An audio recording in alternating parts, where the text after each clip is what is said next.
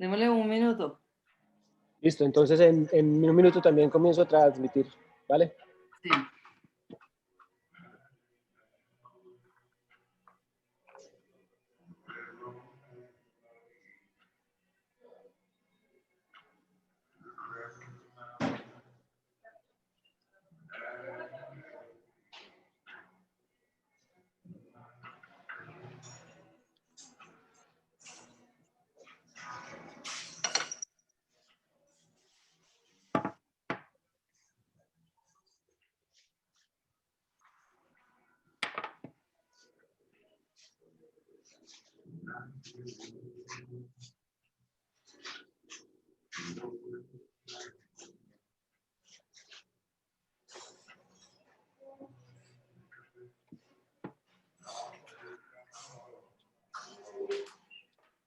Listo, yo creo que ya podemos empezar. Listo, transmitiendo. Bueno, buenas tardes ya. Estamos en este tercer día del encuentro de transeúntes disidentes. Soy Marcela Tovar, soy la directora de El CEPAT. Hoy tenemos a quien ha venido acompañándonos en este espacio, un poco enferma de la garganta de tanto hablar. Entonces, yo asumí el día de hoy, lo que me hace muy feliz, porque el día de hoy va a ser casi que una charla entre amigos y amigas con quienes hemos venido desde hace muchísimo tiempo trabajando estos temas de reforma en política de drogas, de derecho a la ciudad, con quienes hemos trabajado desde muchísimos distintos escenarios. Entonces me siento muy, muy honrada de presentar estas dos charlas del día de hoy. La primera persona que va a presentarnos su charla hoy es sobre litigio estratégico. Es Sebastián Lanz. El nombre de su charla es Litigio Estratégico Comunitario por el Derecho a Orinar y a Defecar Dignamente. Sebastián es un activista y es un defensor de derechos humanos a través del litigio estratégico comunitario, que es, digamos, uno de los grandes, digamos, lo más importante que nos viene a traer Sebastián el día de hoy. Ha trabajado por la defensa, pues, de los derechos humanos y los derechos fundamentales, sobre todo de las personas habitantes de calle y las personas que usan drogas, ¿sí? Y de las personas que usan drogas, recordando lo que nos dijo Carl Hart en la conferencia inaugural, pues que teníamos que hablar de quiénes usan drogas, a quiénes hay que defender de usar drogas. Bueno, de un tipo de personas que usan drogas que son las más vulnerables y las más atacadas. Es cofundador y codirector de Temblores, que es una ONG que se ha venido muy reciente, pero que se ha venido posicionando muchísimo, muchísimo en varios temas de litigio estratégico y también de denuncias de abuso de autoridad. Y él dirige el área de incidencia y de litigio estratégico. Hola Sebastián, estoy feliz, estamos muy felices de tenerte aquí el día de hoy. Hola Marcela, pues yo también estoy muy contento y muchísimas gracias por esta invitación a este encuentro tan importante en tiempos pandémicos. Muchas gracias. Bueno, la otra persona es mi comadre Lisa Sánchez. Con ella hemos venido trabajando desde hace mucho tiempo. Lo primero que compartimos juntas fue en una conferencia de Reform en Estados Unidos, fue el panel de jóvenes. En ese momento éramos jóvenes, ya no tanto, y estábamos arrancando en estos temas. Entonces, Lisa Sánchez es mexicana, ella es maestra en gestión pública y gobernanza del London School of Economics, también es maestra en ciencia política de la Universidad de la Sorbona, y es licenciada en Relaciones Internacionales del Tecnológico de Monterrey y del Instituto de Estudios Políticos de París. Hoy en día es la directora general de una organización muy importante en México que se llama México Unido contra la Delincuencia, y es pues una organización de la sociedad civil que lleva ya 20 años. Y pues la experiencia que tienes en materia de seguridad ciudadana, en justicia y en prevención de la violencia y la delincuencia, en política de drogas y bueno, y todo el sistema de justicia penal. Antes de esto, Lisa estaba trabajando en la Comisión Interamericana para el Control de Abuso de Drogas de la OEA y se desempeñó como asesora para distintos gobiernos. Estuvo asesora de México, de Colombia, de Uruguay y también para la Sociedad Internacional del SIDA, con sede en Ginebra, en Suiza. También ha trabajado en el sector público, Lisa, en el Instituto Mexicano de la Juventud y el Consulado General de México en París. Y desde la sociedad civil, pues ha colaborado con muchísimas iniciativas en materia de drogas, de equidad de género, de salud pública, de juventud y participación política. Pero ella también ha publicado diversas cosas. Estuvo como colaboradora de distintos medios de comunicación, entre los que se destacan incluso la W Radio acá en nuestro país, Nexos, Grupo de Expansión y Reforma, y hoy en día es miembro del Consejo Mexicano de Asuntos Internacionales, COMEXI. Lisa, muchas gracias, qué bueno tenerte acá. Qué felicidad verles, qué felicidad estar en Colombia. Muchas gracias, querida Marcela. Seguimos siendo igualmente jóvenes y qué envidia que pudieron empezar este encuentro con Carl Hart, que es también una de las grandes amistades que nos une y de las personas que más admiramos. Yo estoy feliz de estar acá y sobre todo además después feliz de participar después de escuchar a Sebastián. Bueno, muchas gracias. Bueno, antes de empezar, hoy empezamos con Sebastián. Pero antes de empezar, solo quiero señalar algo que me parece muy importante, y es que ninguna de las personas que hacen hoy ponencia es abogado o abogada. Y eso es muy interesante porque vamos a hablar de litigio estratégico justamente desde un punto de vista en donde es una herramienta que podemos utilizar para generar transformación y no se requiere, digamos, no se requiere meternos en un saco que no nos deja mover, ni en un espacio que no nos deja mover, que necesitemos abogados. No es porque los abogados y las abogadas no sean importantes, ni mucho menos. Ahora no es una cruzada en contra de ellos y de ellas, pero nos pareció muy interesante, así como esta tarde vamos a tener un panel sobre violencia institucional y seguridad, donde ninguno y ninguna de los ponentes es expertos en seguridad ni del sector público, sino justamente periodistas. Escogimos que quienes nos hablaran de litigio estratégico fueran personas que han venido trabajando, que han generado, digamos, unos impactos importantes en materia de reforma de política de drogas y en la vida de las personas, y que nos puedan contar cómo ha sido ese proceso para que justamente las organizaciones y las personas que han venido trabajando estos temas puedan, digamos,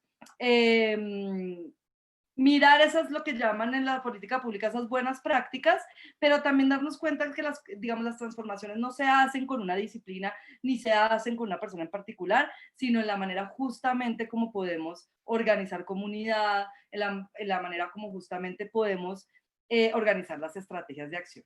Entonces, sin más preámbulos, las dejo con Sebastián Lanz. Gracias, Marce, por esa presentación y también por hacer esa salvedad y esa claridad en la necesidad de buscar otro tipo de perfiles no abogadísticos que se dediquen al trabajo por el litigio estratégico y que se dediquen al trabajo de la defensa por los derechos humanos desde enfoques a través de acciones litigiosas digamos, en el espacio público. Como Marce decía, pues yo soy Sebastián Lanz, hago parte de Temblores ONG. No quiero empezar mi presentación sin decir que es un verdadero honor estar en este espacio tan importante para poder pensar ciudades y territorios urbanos incluyentes. Y también quisiera agradecer al CEPAT pues, por esta invitación y por haber gestionado este espacio tan importante en tiempos de pandemia, que debió ser pues, todo un reto diseñar un evento sobre el derecho a la ciudad en medio del confinamiento mundial, pero es un reto pues también muy necesario ahora mismo que el mundo está a raíz de la pandemia, ha venido restringiendo la movilidad y la habitabilidad del espacio público. Creo que hablar del derecho a la ciudad ya no es el capricho de unos cuantos que estamos desde hace tiempos buscando territorios incluyentes y diversos, sino que ya se ha convertido en una necesidad mundial si lo que buscamos es proteger los derechos humanos que están intrínsecamente conectados con el uso del espacio público. Yo preparé una pequeña presentación, entonces voy a compartirles la pantalla en este instante. Cuéntenme si ahí ya la pueden ver. Sí. Súper. Pues bueno, como les decía, pues hago parte de Temblores ONG. Temblores es una organización de derechos humanos que nació en el año 2017 con la promesa de hacer temblar de alguna forma las estructuras dominantes que han garantizado históricamente prácticas de discriminación y negación de derechos en contra de ciudadanías que han estado históricamente marginalizadas. Una de nuestras líneas transversales de trabajo es el litigio estratégico, porque vemos precisamente en el litigio una potente herramienta de transformación estructural de las realidades de violencia que se han arraigado históricamente a nuestros contextos y a nuestras sociedades. Hablar de litigio estratégico es una cosa, pero hablar de litigio estratégico comunitario es otra cosa. Y aquí vamos a ver por qué. En el contexto colombiano, que pues tiene un Congreso que poco legisla y que ha estado históricamente dominado por las mayorías conservadoras, la gran mayoría de las transiciones y los avances en protección en materia de derechos fundamentales de las personas que usan drogas o de las personas habitantes de calle y de poblaciones en general que han estado históricamente marginalizadas se ha dado por vía judicial. Así es como las personas trabajadoras sexuales han tenido que acudir a la acción de tutela para que la policía no las persiga en el espacio público. Las personas que usan drogas han tenido que emprender unas largas batallas judiciales para que el Estado garantice su derecho al porte y al uso de la dosis mínima. Y asimismo las personas LGBTI se ven enfrentadas constantemente a los estrados judiciales contra el Estado para poder gozar de su derecho a la salud, entre un montón de ejemplos en donde esto que decía inicialmente, aquí los mayores avances se han dado es por vía judicial y ahí el litigio estratégico ha tenido, pues digamos, como un papel muy importante. Entonces, en un Estado que no legisla para proteger los derechos de la ciudadanía y que interpone constantemente barreras entre la ciudadanía y el ejercicio de sus derechos, el litigio no solo se ha convertido pues, en una forma de reclamar estos derechos, sino que también se ha convertido en una forma de diseñar y acceder al diseño de políticas públicas. El litigio, digamos, estructural, como en términos generales, propone una forma muy interesante de activismo porque de alguna forma busca someter al control de los jueces estas realidades de violencia y estas mismas realidades de violencia que los estados no han podido solventar. Y es ahí, digamos, en todo este proceso de evaluación judicial en donde hemos ganado bastantes de nuestros reclamos y muchos de nuestros reclamos se han convertido en derechos y esos derechos nos han permitido pues reclamar a su vez otras cosas. Pero cuando hablamos de litigio estratégico, digamos en contextos callejeros, lo primero que se le viene a la cabeza son lo que decía Marcela al inicio, abogados de corbata que demandan normas y quizás pues ganan muchísimo dinero por eso. Y aunque digamos esta visión no es tan acertada, sí retrata de alguna forma la visión clásica del litigio estratégico que está anclada por lo general a panoramas y a escenarios académicos en los que vemos digamos como dentro también está digamos caricaturización a muchos abogados buscando normas para demandar y llenar vacíos legales sin preguntarse un poco más allá sobre por qué estos vacíos legales pueden tener, digamos, implicaciones sobre las vidas de las personas y sin explorar si los efectos de las acciones de litigio que se propongan de alguna forma van a mejorar la calidad de vida de las poblaciones o van a resolver problemas históricos de violación a derechos fundamentales. Y es por esto que, digamos, desde nuestra organización, pensando en el gran potencial del litigio estratégico, planteamos un modelo de litigio que busca transformar panoramas judiciales de manera estructural, pero con una base y con un pie muy grande en las bases comunitarias. Entonces, de ahí, digamos, como de esa necesidad de generar interlocuciones efectivas entre las poblaciones históricamente excluidas y el sistema de administración de justicia, es que surge, pues, de alguna forma nuestra aproximación al litigio estratégico comunitario. Pues sin ir más allá, de alguna forma este enfoque tiene muchísimos beneficios y pues tiene también algunos retos de los que vale la pena hablar, pero de alguna forma sí propone una transformación estructural a varias escalas, porque por un lado se busca traer al centro de la mesa a las comunidades y a las poblaciones que se ven afectadas por estas normas, y las comunidades y las poblaciones toman una parte central en el diseño legal y en el diseño estratégico, digamos, de las acciones que se proponen transformar. Y después, pues digamos como toda la otra visión del litigio estratégico, se está buscando de alguna forma pues una transformación estructural de estas problemáticas, pero estas problemáticas también han sido construidas por las voces de las personas.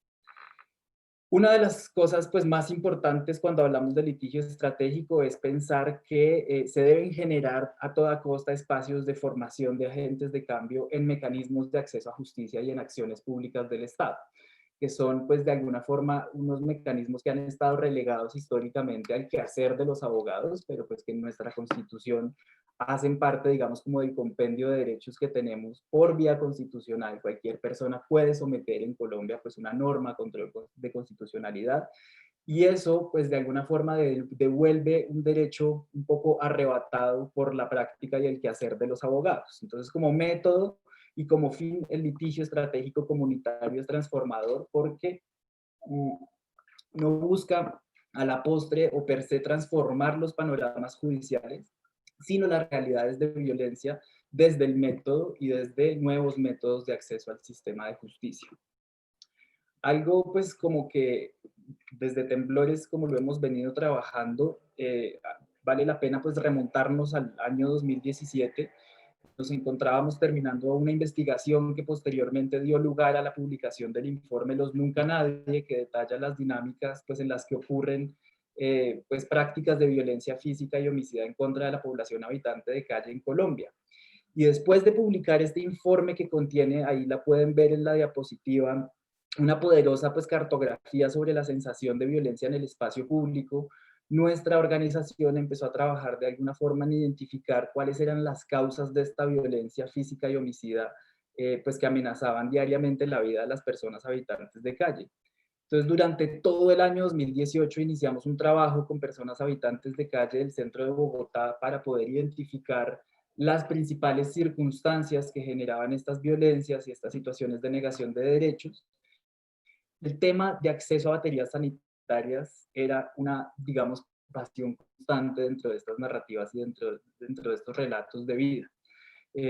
Hablando de violencias, hablando de violencia física, hablando de violencia policial, hablando de todas las violencias que, digamos, recorren el espacio público y recorren la corporalidad de las personas habitantes de calle, muchas de ellas tenían un ancla en un problema, pues digamos, que concierne a todas las ciudades colombianas, y es la ausencia de baños públicos gratuitos.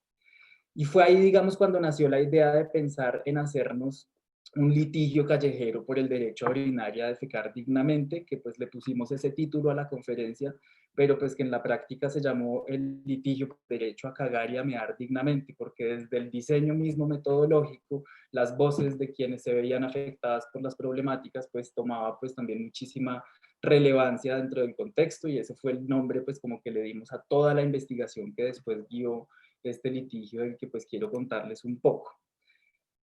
Entonces iniciamos primero que todo un proceso largo de investigación que duró un poco menos de 2 años, en el que trabajamos por identificar cómo estas principales violencias de las que habíamos venido hablando ya por harto tiempo, policiales, físicas, homicidas, que amenazan a las personas habitantes de calle, estaban relacionadas con la ausencia de baterías sanitarias en las ciudades colombianas, y cómo eso se terminaba traduciendo día a día en la negación de su derecho a la ciudad.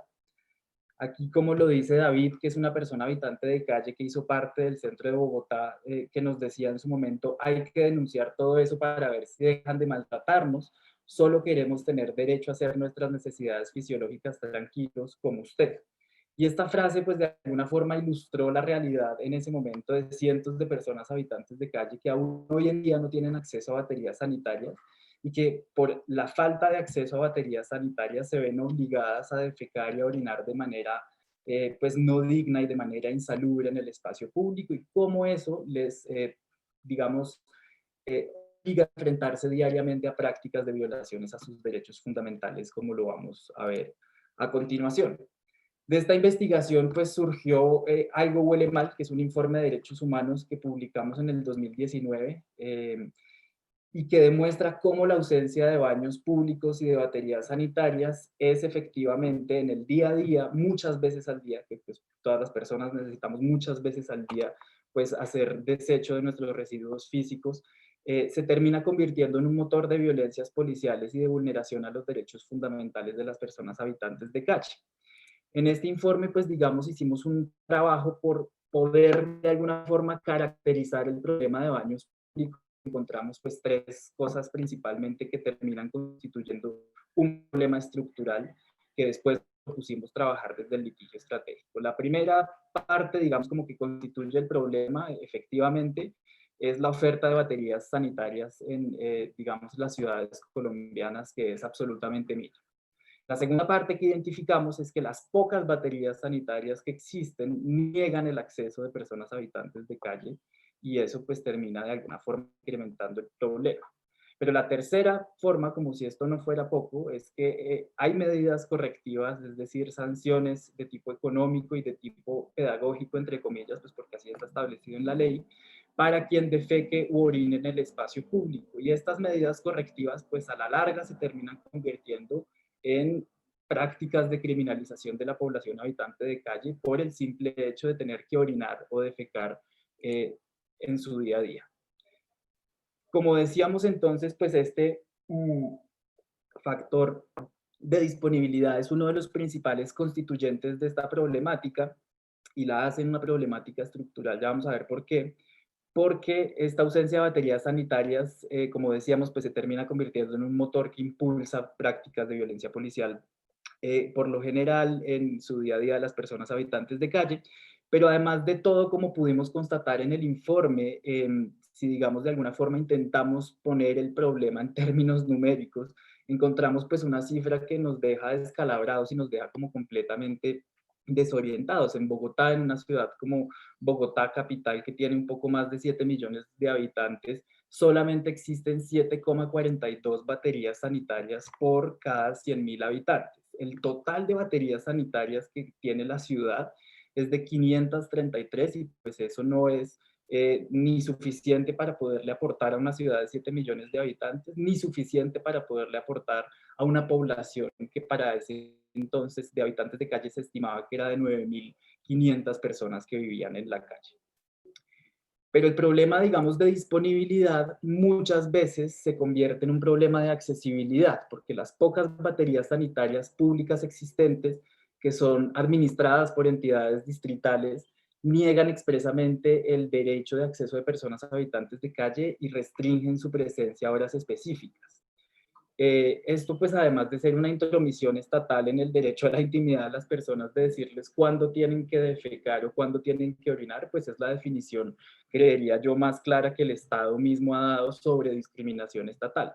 Ahí ustedes pueden ver un ejemplo de estas circulares, que fue como un caso de estudio que completamos, digamos, como para llevar a cabo el informe de Algo Huele Mal, en el Parque Cayetano Cañizares, ubicado en la localidad de Kennedy. Expresamente pues tienen unos horarios que restringen la presencia de personas habitantes de calle y justifican esa restricción basada en la presencia de niños en las instalaciones, que es como el nuevo discurso con el cual pues digamos, se justifican violaciones contra los derechos humanos de poblaciones habitantes de calle y poblaciones pues como que hacen uso de drogas, etc.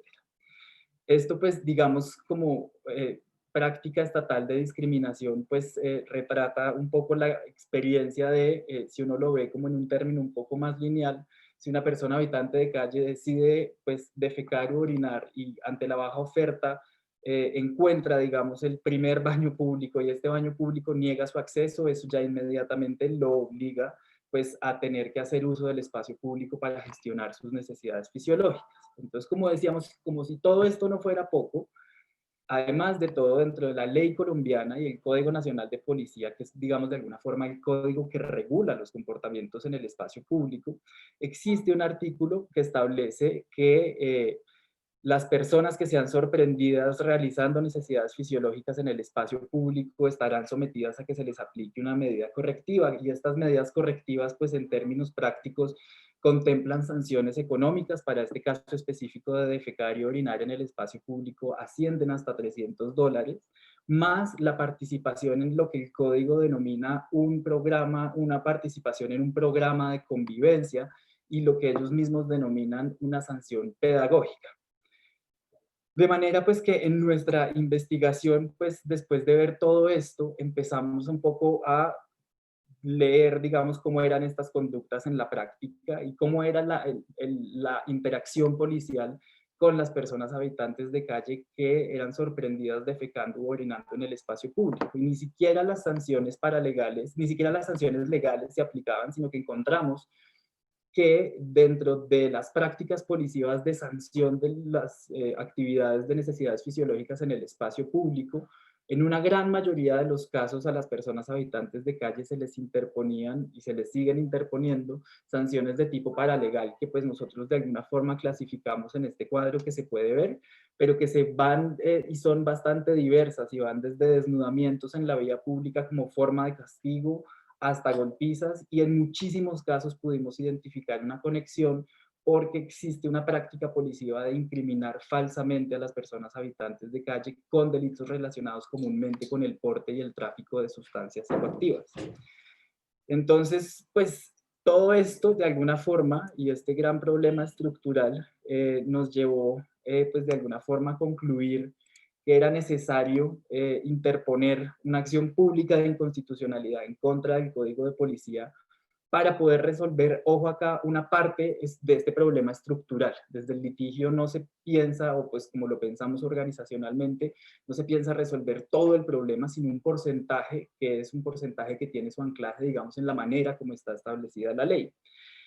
Aquí nosotros ponemos esta fórmula porque es que algo que encontramos es que la no disponibilidad más la inaccesibilidad a los baños públicos más las medidas correctivas contempladas en la ley colombiana terminan creando una vida en calle en constante contravención de las normas del espacio público. Es decir, existir de por sí y a existir pues también pues lo contiene defecar y orinar, de por sí ya contempla una contravención del espacio público, y esto pues claramente pues lo que tiene es una negación constante y sistemática del derecho a la ciudad todos los días, varias veces al día.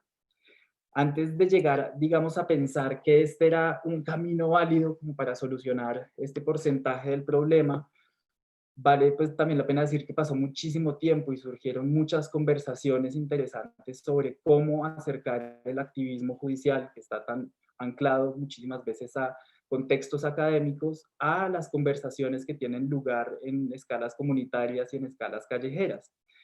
En el equipo, pues que también está conformado por abogados, por personas no abogadas, determinamos que era pues a toda costa imposible interponer una acción sin haber antes hecho ejercicios que nos permitieran crear un contenedor callejero que se pudiera, digamos, dar la pelea también en términos jurídicos y no jurídicos en caso de que tuviéramos una victoria. ¿Por qué? Porque muchas veces lo que sucede desde estas formas de hacer litigio estratégico desde escalas académicas es que se redacta la demanda, se pone la demanda y el proceso se abandona y nadie se encarga, digamos, de garantizar que las normas o las disposiciones que contemplan los fallos de las altas cortes se cumplan y realmente pues tengan un efecto un poco más instrumental. Entonces trabajamos por mucho tiempo en la formación de agentes callejeros en mecanismos de acceso a justicia, en acciones públicas ante el Estado, en el reconocimiento mismo de por qué esto es una vulneración a los derechos fundamentales de las personas habitantes de calle. Y pues así durante un poco más de 2 meses recorrimos las calles de Puente Aranda, las calles de La Carrilera, las calles del centro de Bogotá, haciendo estas largas jornadas de intercambio de saberes para poder construir un caso pues que desde sus raíces fuera sólido. Y una de las, digamos, partes más importantes que nosotros vimos en este proceso de litigio es el reconocimiento, como lo decía antes, de que la acción que se proponga no va a resolver todo el problema, pero que ese porcentaje, digamos, como que se propone resolver, puede ser un lugar muy potente para pensar otras soluciones para las otras partes del problema. Entonces, pues ahí trabajamos durante largos meses en la construcción de estos cargos de la demanda, en la escritura, en poder contextualizar adecuadamente a los magistrados de la Corte para que el problema fuera comprensible, y con eso pues coincidió la publicación del informe Algo Huele Mal, que fue enviado, digamos, como a todos los magistrados de la Sala Plena de la Corte Constitucional, a todos los magistrados del Consejo de Estado, a todos los magistrados de la Corte Suprema, como una actividad un poco también de incidencia para dar a conocer la problemática antes de que la acción llegara a cualquiera de sus despachos, porque todavía no teníamos tan pensado, digamos, como cuál era la acción. Una vez, digamos, como que pudimos hacer una construcción un poco más robusta del caso y logramos escribir la demanda, y ya la teníamos lista para presentarla, pues llegó la pandemia. Entonces, pues esta acción cobró muchísima más importancia. El acceso a los baños públicos ya no era solamente, digamos, el acceso a la gestión digna y salubre de cagar o orinar, sino que también representaba el acceso a la gestión de la higiene corporal, y eso en su estrecha conexidad con el derecho a la vida.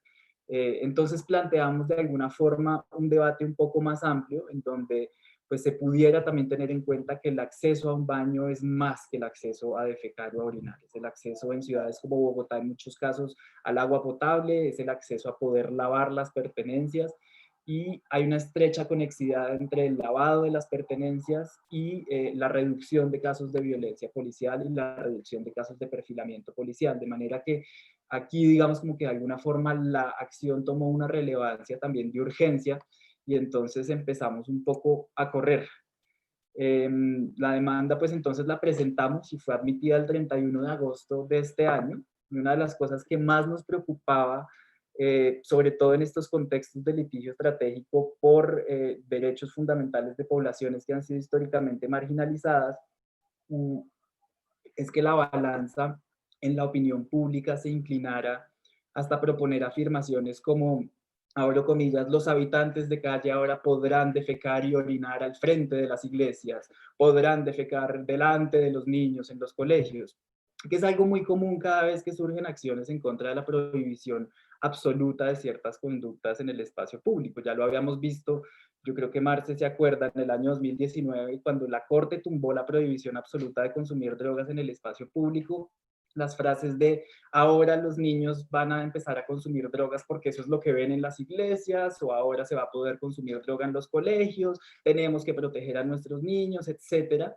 Y por estos motivos decidimos no hacerle prensa a la demanda hasta el 31 de agosto, que fue cuando fue admitida.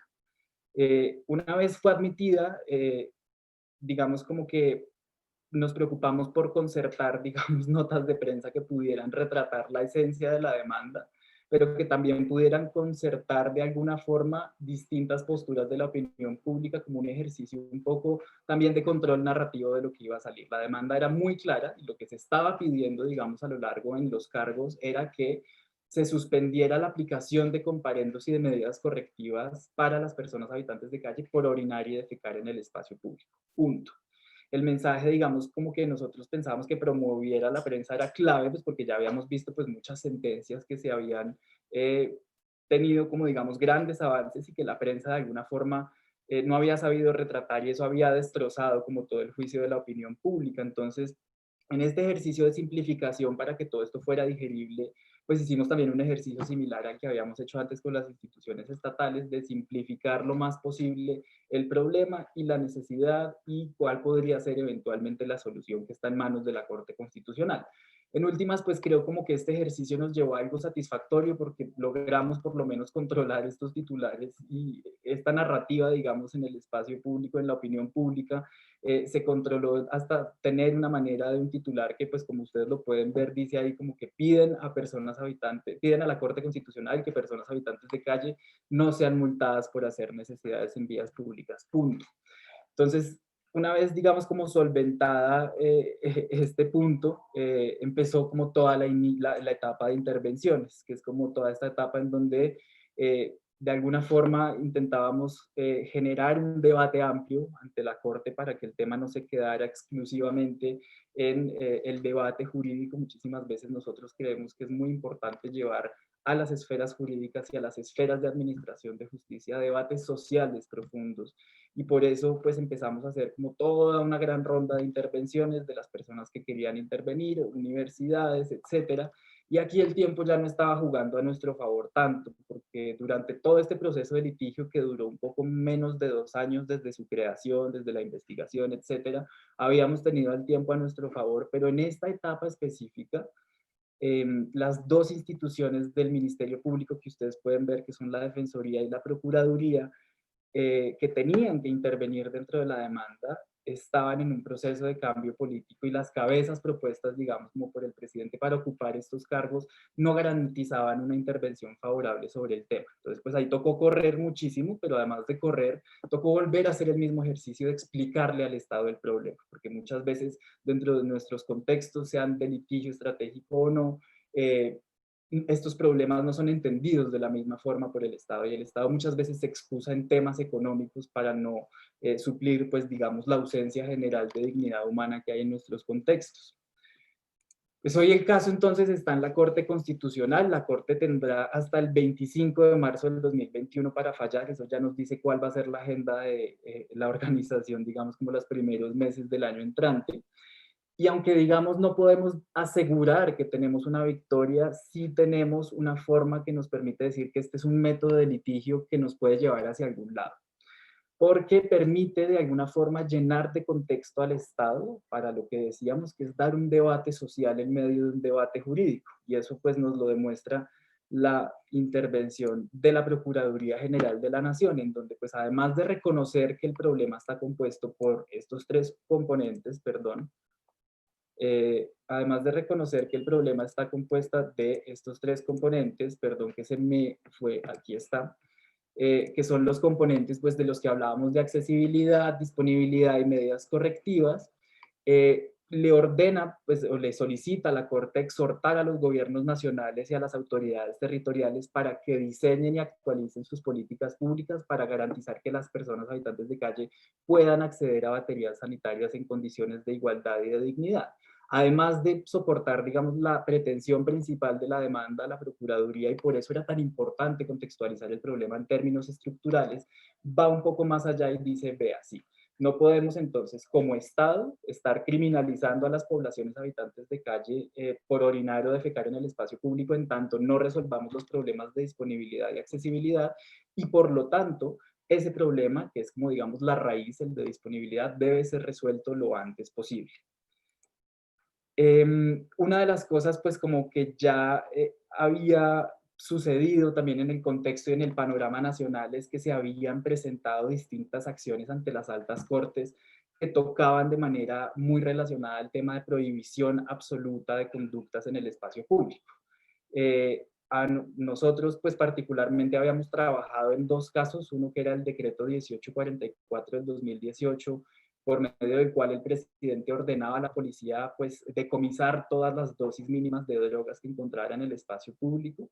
Y si bien en ese caso el debate fue estrictamente jurídico sobre si ese decreto debía ser un decreto o si ese decreto debía ser una ley, y lo que se demandó allí fue pues la nulidad simple, y no se hizo un juicio constitucional que tomara en consideración pues a profundidad los derechos fundamentales de la población, sí que intentamos de alguna forma poner de manifiesto este debate, y es que cuando se hacen prohibiciones absolutas sobre las conductas en el espacio público, se está atentando directamente contra las personas que no tienen acceso a espacios privados.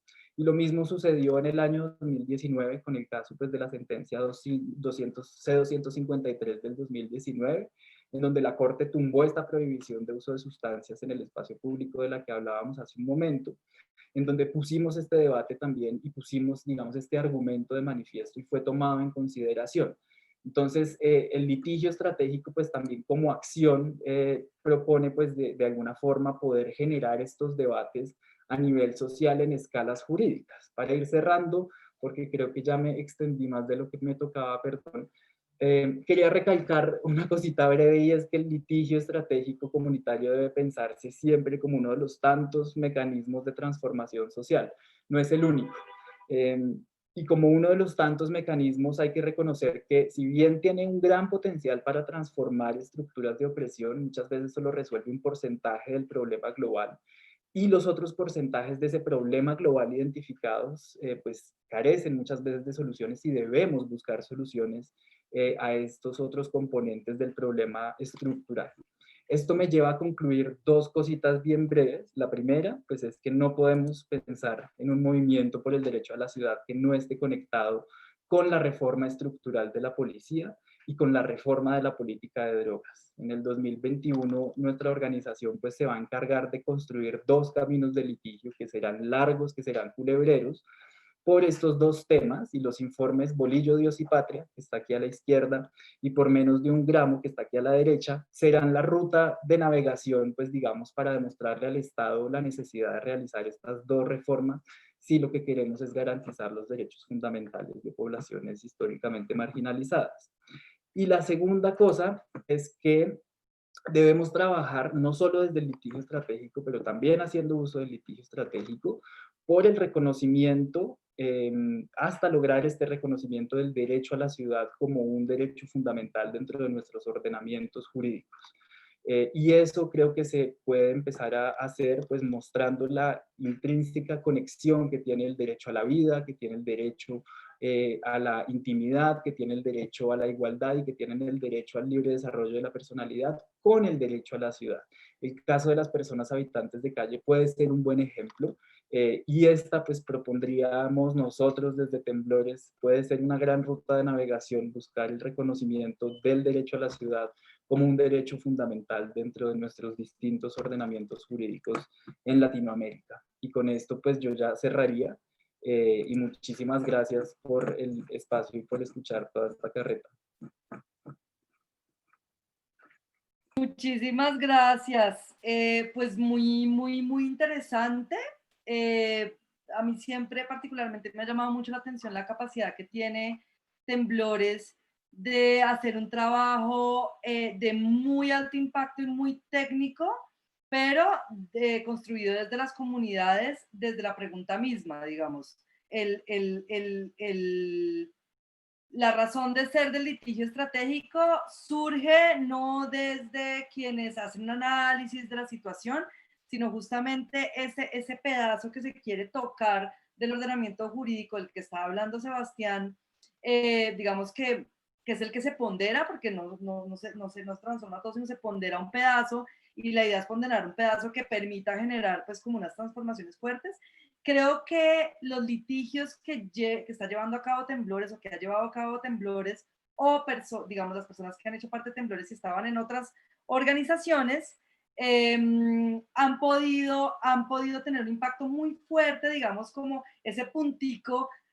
Yo usaría la imagen de ese punto, esa piedra que le pega al vidrio en ese lugar, que hace que explote, ¿no?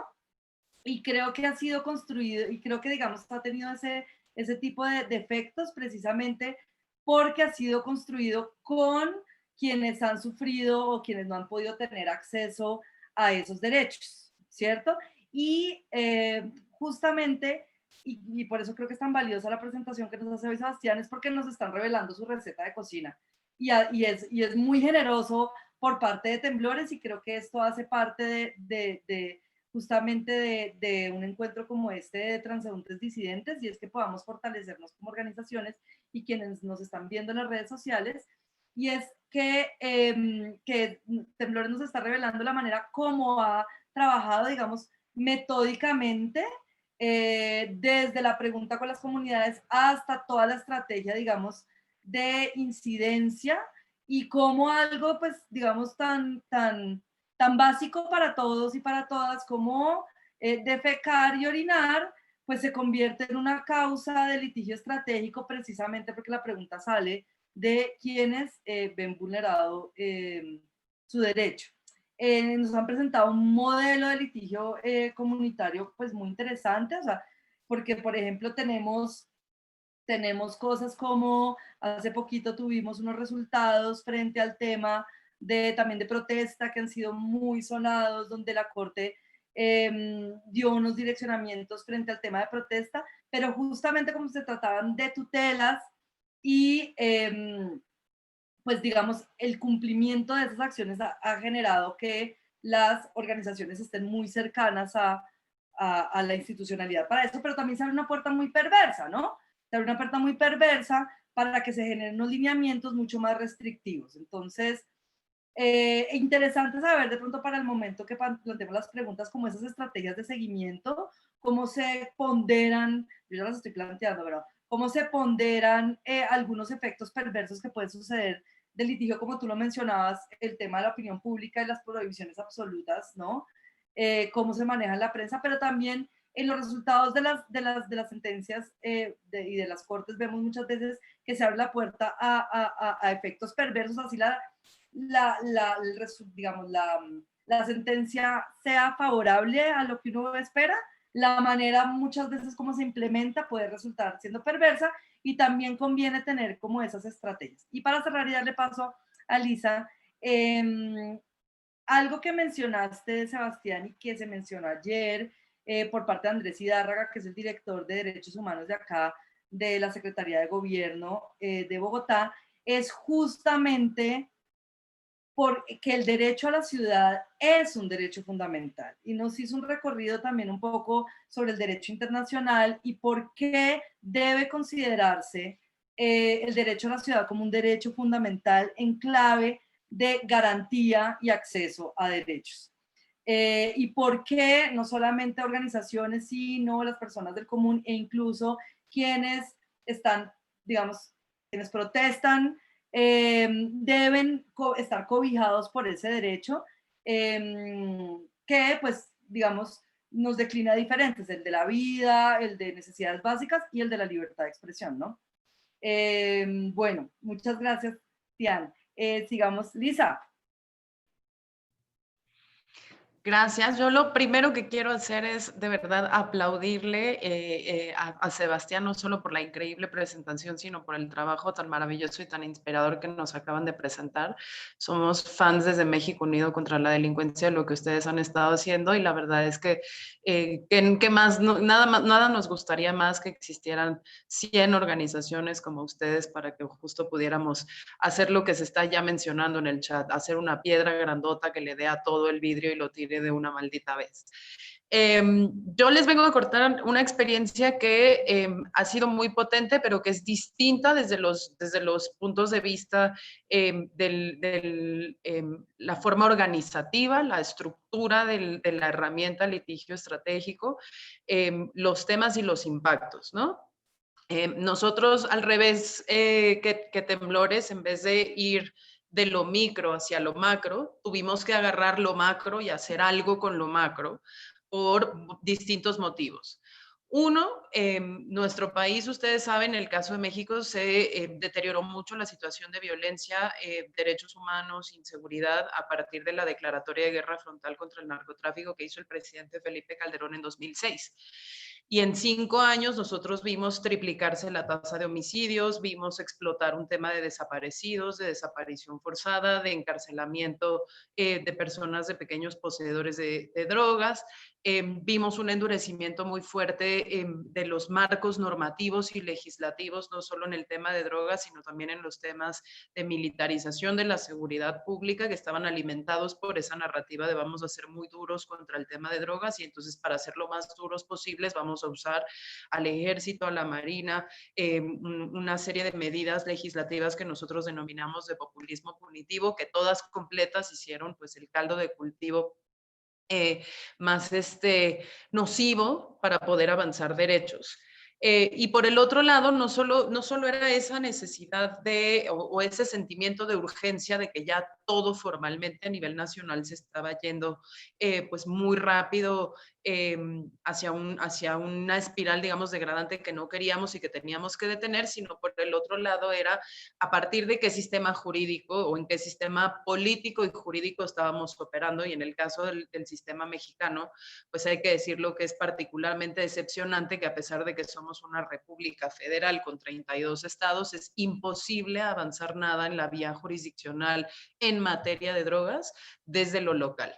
Simple y sencillamente no se puede porque desde el diseño constitucional las drogas son una materia reservada de la federación y solo pueden trabajarse a partir del gobierno central, no así desde los gobiernos locales. Entonces, por ejemplo, en la Ciudad de México nosotros tenemos reconocido el derecho a la ciudad desde la Constitución del 2018, que fue un proceso que se empezó a cabildear, digamos, como desde 2015, que culminó formalmente en la aplicación de la Constitución de la Ciudad del 2018.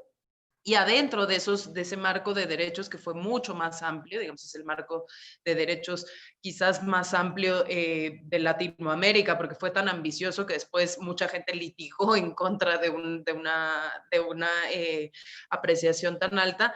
Incluso estuvo contemplado el derecho al tratamiento con marihuana medicinal dentro del texto constitucional de la ciudad, pero es algo que es simple y sencillamente inaplicable porque aunque esa letra constitucional lo diga, siendo el tema de control de drogas una cosa federal, pues la ciudad podía escribir que nos íbamos a poner todos hasta arriba de ácidos, que no se iba a poder de todos modos porque la federación no lo iba a dejar suceder jamás. Entonces, dicho eso, Nuestro camino de litigio estratégico es un camino que tuvo que agarrar desde lo macro para ir a empezar, para ir bajando hacia lo micro, y que tuvo en el camino varias modificaciones de estrategia. En principio, como decía Sebastián, nosotros sí partimos de esta idea un poco más tradicional de la organización de sociedad civil, que quizá trae más prácticas de la academia, de decir que el litigio estratégico era una herramienta que lo que iba a permitir justamente era la acumulación de precedentes jurisdiccionales y jurisprudenciales que nos permitiera cambiar la política pública. O sea, sí estábamos en ese camino. Luego nos dimos cuenta muy rápido, y ahorita les cuento más o menos como el génesis de por qué nos dimos cuenta, que era importantísimo y era quizás más importante meterse justo a los temas de debate social para lograr que todas las acciones que emprendiéramos en materia de litigio estratégico estuvieran acompañadas de alguna manera con una reacción pública y una validación también de las opiniones publicadas, que permitiera entonces que esos debates se dejaran suceder y le quitaran también presión pública a los jueces en un momento en el que México, eso hay que decirlo también en México, digamos, la judicatura está bajo asedio y ataque de la opinión pública constante, porque se le percibe como corrupta, porque se le percibe como clientelar, porque se le percibe como una entidad corporativa que incurre como en las peores prácticas del sistema político mexicano. Y entonces cualquier cosa que llegara, ya lo decías tú, Sebastián, ¿no? Estábamos nosotros muy cuidadosos de que no fuera piden el derecho a drogarse, o piden el derecho a, ¿no? O jueces habilitan que los niños se vayan a drogar a partir de mañana, sino cómo acompañar esas acciones contenciosas con un debate mínimamente informado. Y tercero, nosotros también tomamos un camino, digamos, ahí sí ya menos tradicional y un poco más disruptor, de decir, el litigio estratégico básicamente es la última vía que nos queda en un sistema político que está completa y absolutamente diseñado para la simulación. Llevábamos la cantidad de años que Marcela decía de que nos conocimos y éramos jóvenes, ¿no? Hasta el año 2012 más o menos, donde habíamos intentado todo. Habíamos hecho foros, audiencias, conferencias, talleres con medios de comunicación, giras en el territorio, charlas en escuelas. Habíamos hecho todo por empezar a generar una masa crítica que apoyara el tema de reformar las políticas de drogas, de adoptar enfoques menos punitivos, de abandonar el esquema de guerra contra las drogas. Y básicamente cada que nosotros hacíamos eso, siempre había algún campeón, un aliado en algún congreso local, en el Congreso Federal, en alguna oficina de gobierno federal que decía, sí, claro, avancemos, ¿no? Y entonces, por ejemplo, está el que hoy es el encargado de despacho de la Secretaría de Seguridad Pública acá en México, bueno, Seguridad Ciudadana, que antes era un diputado en el Congreso de Guerrero, estado amapolero, y que había presentado 2 iniciativas de legalización de amapola, porque claro, cuando nosotros llegábamos con un debate como muy abierto, con estas acciones tradicionales, siempre había alguien que decía, sí, está bien, vamos y salgamos. Pero claro, luego se dejaba morir y era nada más como ponerse una estrellita en un momento en donde una conversación estaba pujante y relativamente de moda, y ahí quedaba la cosa. Entonces nosotros, hartos de que se presentaran leyes que nunca nadie se tomaba en serio, que se hicieran debates que eran meras simulaciones, actos de parlamentos abiertos que no llegaban a ningún lado, dijimos, vamos a usar la herramienta de litigio estratégico para forzar ese cambio y obligar el cambio legislativo, porque nosotros en México tenemos un sistema jurisprudencial que lo que dice es que si tú juntas 5 fallos consecutivos en el mismo sentido y con el mismo número de votos, ya sea en cualquiera de las 2 salas de la Suprema Corte o en el Pleno de la Suprema Corte, eso en automático se vuelve un criterio obligatorio de aplicación no solo para toda la judicatura, sino que habilita que la Suprema Corte de Justicia, como poder judicial, le ordene al Poder Legislativo cambiar el sentido de la ley para expulsar la inconstitucionalidad que se haya detectado. Entonces dijimos, bueno, si nosotros logramos llegar a jurisprudencias de la Corte, vamos a obligar a que exista un cambio legislativo que va a tener efectos generales, porque es cierto, justamente, que ya también lo decía Sebastián, que el litigio estratégico tiene la ventaja de que puede ser una herramienta muy innovadora, puede acelerar ciertos procesos políticos o legislativos, pero por el otro lado, tiene la desventaja de que, dependiendo del caso, sus efectos pueden no ser generales y entonces tú terminas arreglando un problema para un sector en un momento, pero nunca cambiando, digamos, de manera universal las cosas para toda la población o beneficiando verdaderamente a todas las personas. Y es muy difícil no caer en una dinámica de creación de ciudadanos de primera y ciudadanos de segunda. Aquellos a los que sí les lograste el derecho y ese está tutelado y el Estado ya no se puede entrometer con ellos, y el resto que no, y que por no tenerlo entra ya también en una propia dinámica de desventaja. Entonces hay unos balances ahí bien interesantes que hacer. Todo este choro, como decimos en México, simplemente para decirles que nosotros como organización de seguridad ciudadana entramos al tema de drogas por un interés que no era primariamente el tema de la defensa de los derechos de las personas usuarias de drogas, sino por un interés más macro que tenía que ver con el Estado mexicano desperdicia muchísimos recursos policiales, ministeriales, judiciales y penitenciarios en la persecución de conductas menores relacionadas con el uso de drogas y en el encarcelamiento de personas usuarias de drogas, que podría y debería utilizar para la atención de otros fenómenos de violencia que están afectando más al conjunto de la sociedad. Y sobre todo sabiendo que en contextos de crisis económicas cíclicas y repetidas esos recursos son bastante limitados, parecía una verdadera estupidez que estuviéramos nosotros dispendiando todos esos recursos en esas persecuciones. Y entonces así nace en México Unido contra la Delincuencia una organización que era, se los prometo, yo todavía no entraba ahí, pero la menos sospechosa para entrar en esto, o sea, nadie se hubiese esperado nunca que fuéramos nosotros los que lo hiciéramos. Sale esta idea de decir, tenemos que crear una agenda de drogas y dentro de esta agenda de drogas hay que crear desde el minuto 1 una posibilidad litigiosa que vaya avanzando al mismo tiempo que vamos generando debate, vamos creando masa crítica, que vaya avanzando por acá la vía de los tribunales. Y entonces así creamos una cosa que se llamó la Sociedad Mexicana de Autoconsumo Responsable y Tolerante, que en su versión de marketing se conoció como SMART.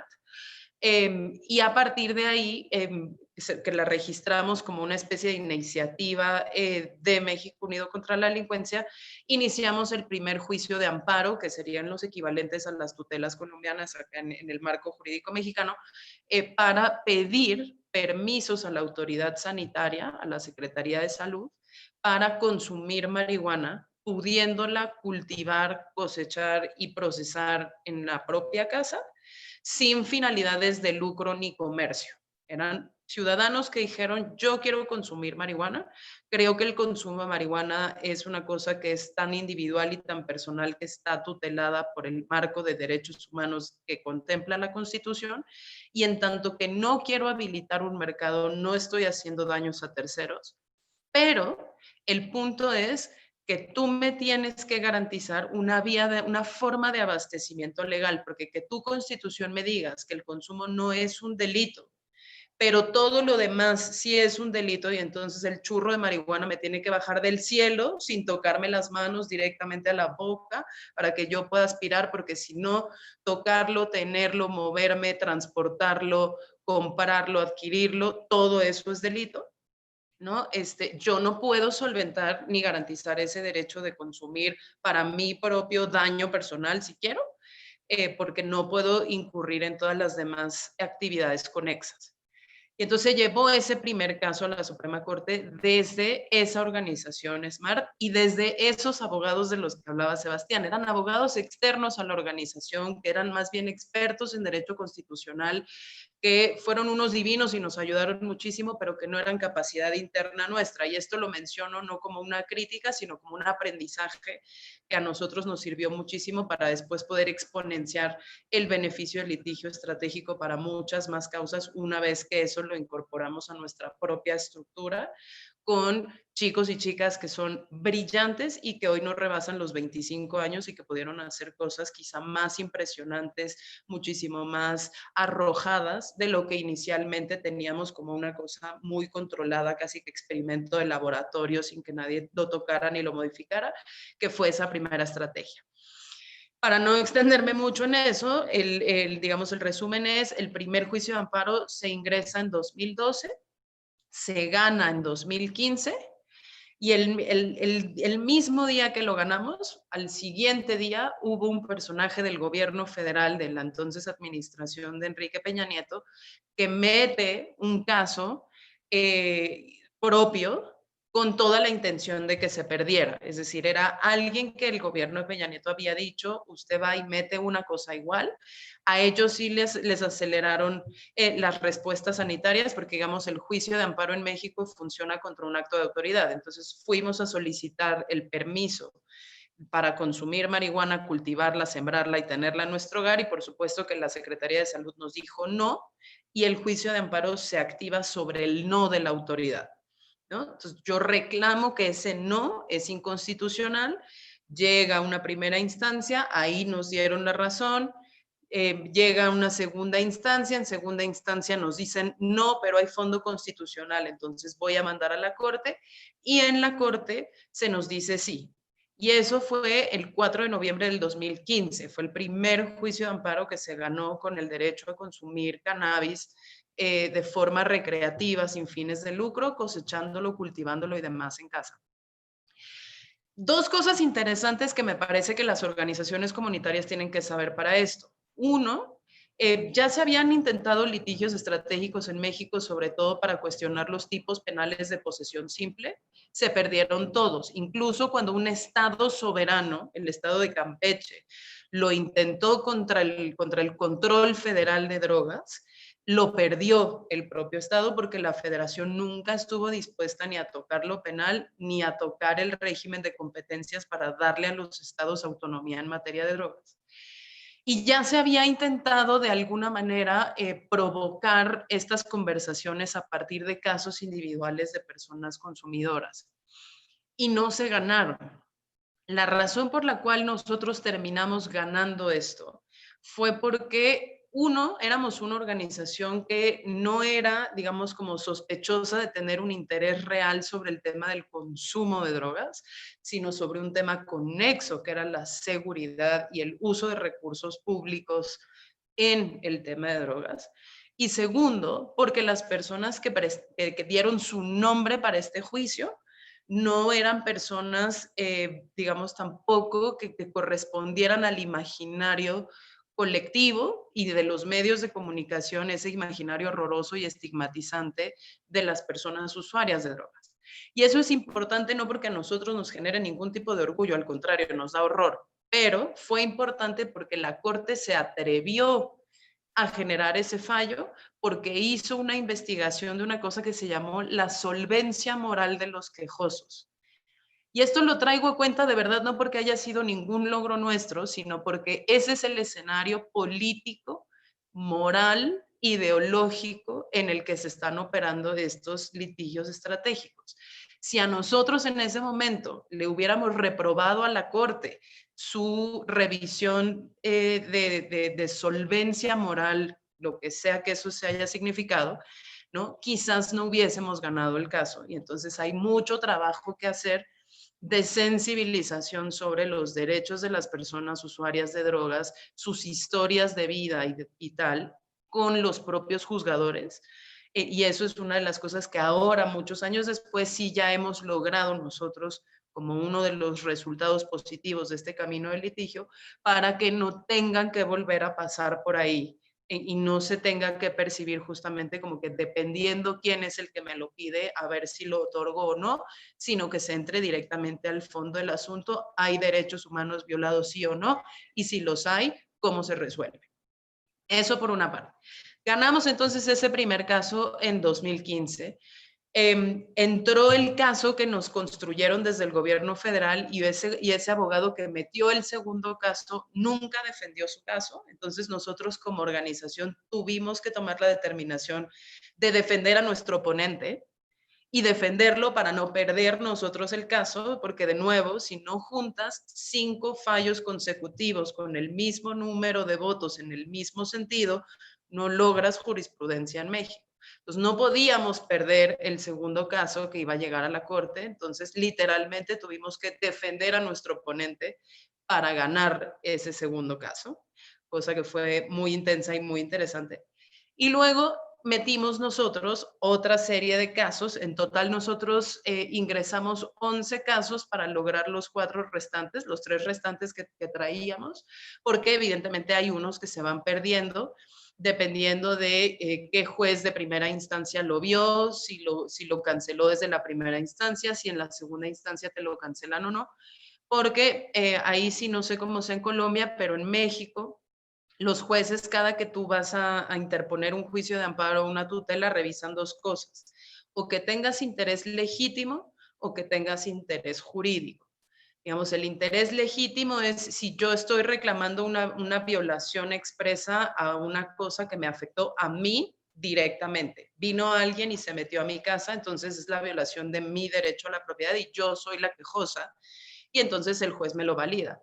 El interés jurídico es yo, México Unido contra la Delincuencia, como organización, tengo un objeto social que dice que a mí me interesan la seguridad, la justicia y la paz, y entonces esto está violando derechos humanos en un contexto de conflicto, de guerra, de violencia tal, y entonces me aceptan mi caso, pero no en todos los casos, no en todos los órdenes del Poder Judicial, los casos transitan, digamos, como así de fácil. Entonces, para poder tener suficiente material, ingresamos 11 juicios de amparo y ganamos de esos los otros 3 que necesitábamos para llegar a la jurisprudencia.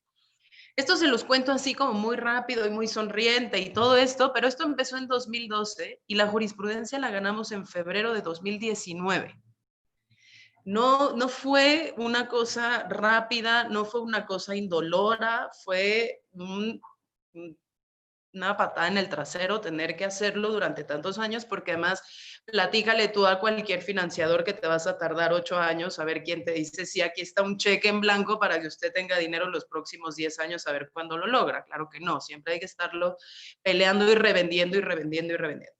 En fin, finalmente se logró esa jurisprudencia de la Corte, pero en el Inter nos pasaron cosas muy interesantes. Después de que ganamos el primer juicio de amparo, decidimos que nosotros queríamos construir capacidad interna en México Unido contra la Delincuencia para poder tener la primera clínica de litigio estratégico en materia de drogas de América Latina. Y la hicimos. Y para hacerla, entrevistamos más de 100 abogados para que nos quedara claro que los perfiles que nosotros queríamos construir eran perfiles de gente que sí tenía un interés fundamental y primariamente en los derechos humanos, no en la práctica corporativa, no en la práctica litigiosa penal, no en la práctica corrupta de muchísimos jueces. O sea, no saben la cantidad de gente que llegó a entrevistarse a nuestra oficina diciendo que si teníamos nosotros un presupuesto específico para sobornos. Yo lo flipaba en colores, no lo podía creer, pero los hay, existen, digamos, el gremio de la abogacía tiene, ¿no? Muchas cosas positivas, pero también tiene muchas negativas. Y queríamos que fuera gente que fuera mucho más arrojada, mucho más innovadora, que fuera capaz de hacer conceptos de violación de derechos humanos dentro de estos juicios de amparo, que pudieran conectar, lo que decía Sebastián al final, ¿no? O sea, conectar el derecho a la ciudad, conectar el derecho a la salud con el derecho al libre desarrollo de la personalidad con tal, y empezar a sacar bombas un poco más precisas que pudieran hacer cambios estructurales. Conseguimos un equipo fundamentalmente joven y sobre todo paritario, que fue maravilloso, y los mejores conceptos de violación que yo he leído en juicios de amparo en México Unido contra la Delincuencia los han redactado chicos y chicas que no han terminado la licenciatura. Tienen 21, 22, 23 años porque tienen ya una educación distinta en la manera de concebir el paradigma de derechos humanos que sus pares más experimentados, digamos, de 30, 40, 50 años, definitivamente ya no entienden. Y además están aculturados en una cosa que ya es, digamos, como la última época del Poder Judicial. Ellos estuvieron formados en la universidad ya con el bloque de constitucionalidad de derechos humanos integrado a su enseñanza, cosa que los abogados más viejos no, están acostumbrados a que antes no existía eso y, por ejemplo, las obligaciones convencionales de nivel internacional antes no estaban integradas y ahora sí. Entonces tú puedes ya jalar conceptos de violación de corte interamericana, de tratados, de tal, y la corte está obligada a tomarlos en cuenta en algo que la práctica anterior no traía. Generamos esa primera clínica del litigio, y a partir de esa primera clínica del litigio, entonces lo que hicimos fue ahí sí ya una estrategia mucho más amplia, y dijimos, más allá del consumo de marihuana, ¿qué es lo que nosotros queremos hacer con la política de drogas? Y entonces armamos literalmente una matrix, ¿no? Donde empezamos a poner derechos en las columnas y acciones de política de drogas en los renglones, y empezábamos a ver dónde caían esas acciones, cuántos derechos violaban y a partir de qué actos, y cómo podíamos nosotros entonces conceptualizar casos estratégicos. Ojo que esa es otra de las diferencias con muchos ejercicios de litigio estratégico, que nosotros no hacemos defensa individual de casos. Yo no voy y digo, vamos a tomar la defensa de Juanita para que la defensa de Juanita luego se vuelva un caso paradigmático, sino que construimos casos estratégicos donde el quejoso fundamental es México unido contra la delincuencia, pero que peguen en distintos actos y puntos de la legislación de manera que el impacto sea más general, más rápido, que solo, por ejemplo, la restitución del daño a una persona en individual.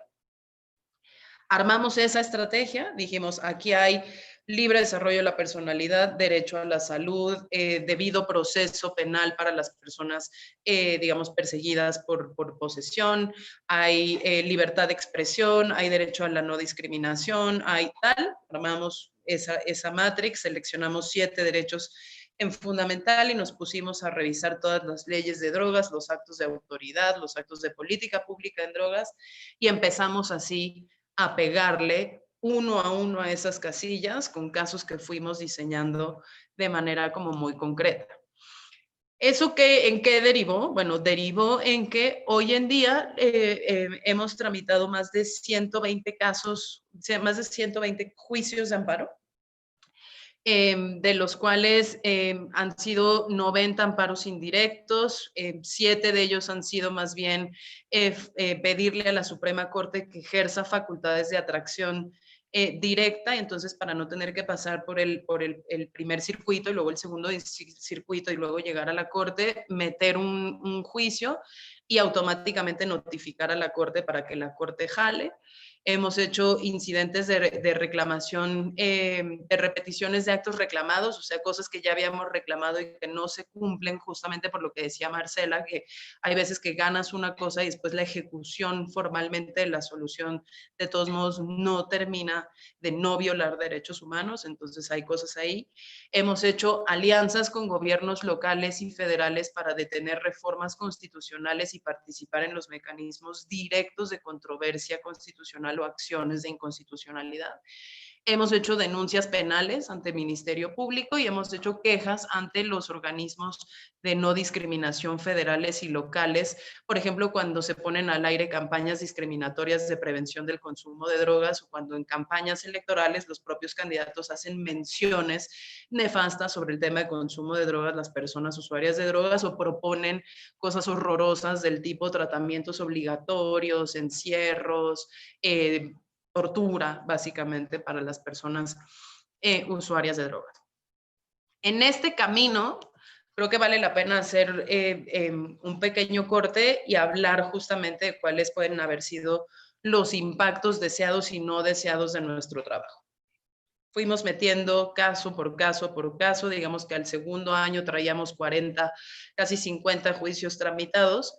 Y una de las cosas que pasó es que cuando empezamos nosotros a seguir ganando los juicios de marihuana en la Corte, no, digamos, nuestro primer resultado directo no fue la aprobación de una ley o la discusión de una ley de uso recreativo y cultivo y cosecha de cannabis en casa, como originalmente habíamos pedido desde 2012.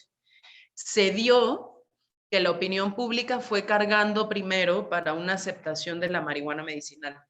Entonces, uno de nuestros primeros resultados indirectos fue la discusión de una ley de marihuana medicinal en el Congreso Federal, que se aprobó en el 2017 y que tuvo todos los problemas habidos y por haber, y que luego hubo que responsabilizarse nosotros mismos de que por nuestras acciones había sucedido una ley que había salido mal y que además en la corrupción endémica de la Administración Pública Federal Mexicana había generado actos de corrupción y entonces tuvimos que entrar nosotros a litigar eso.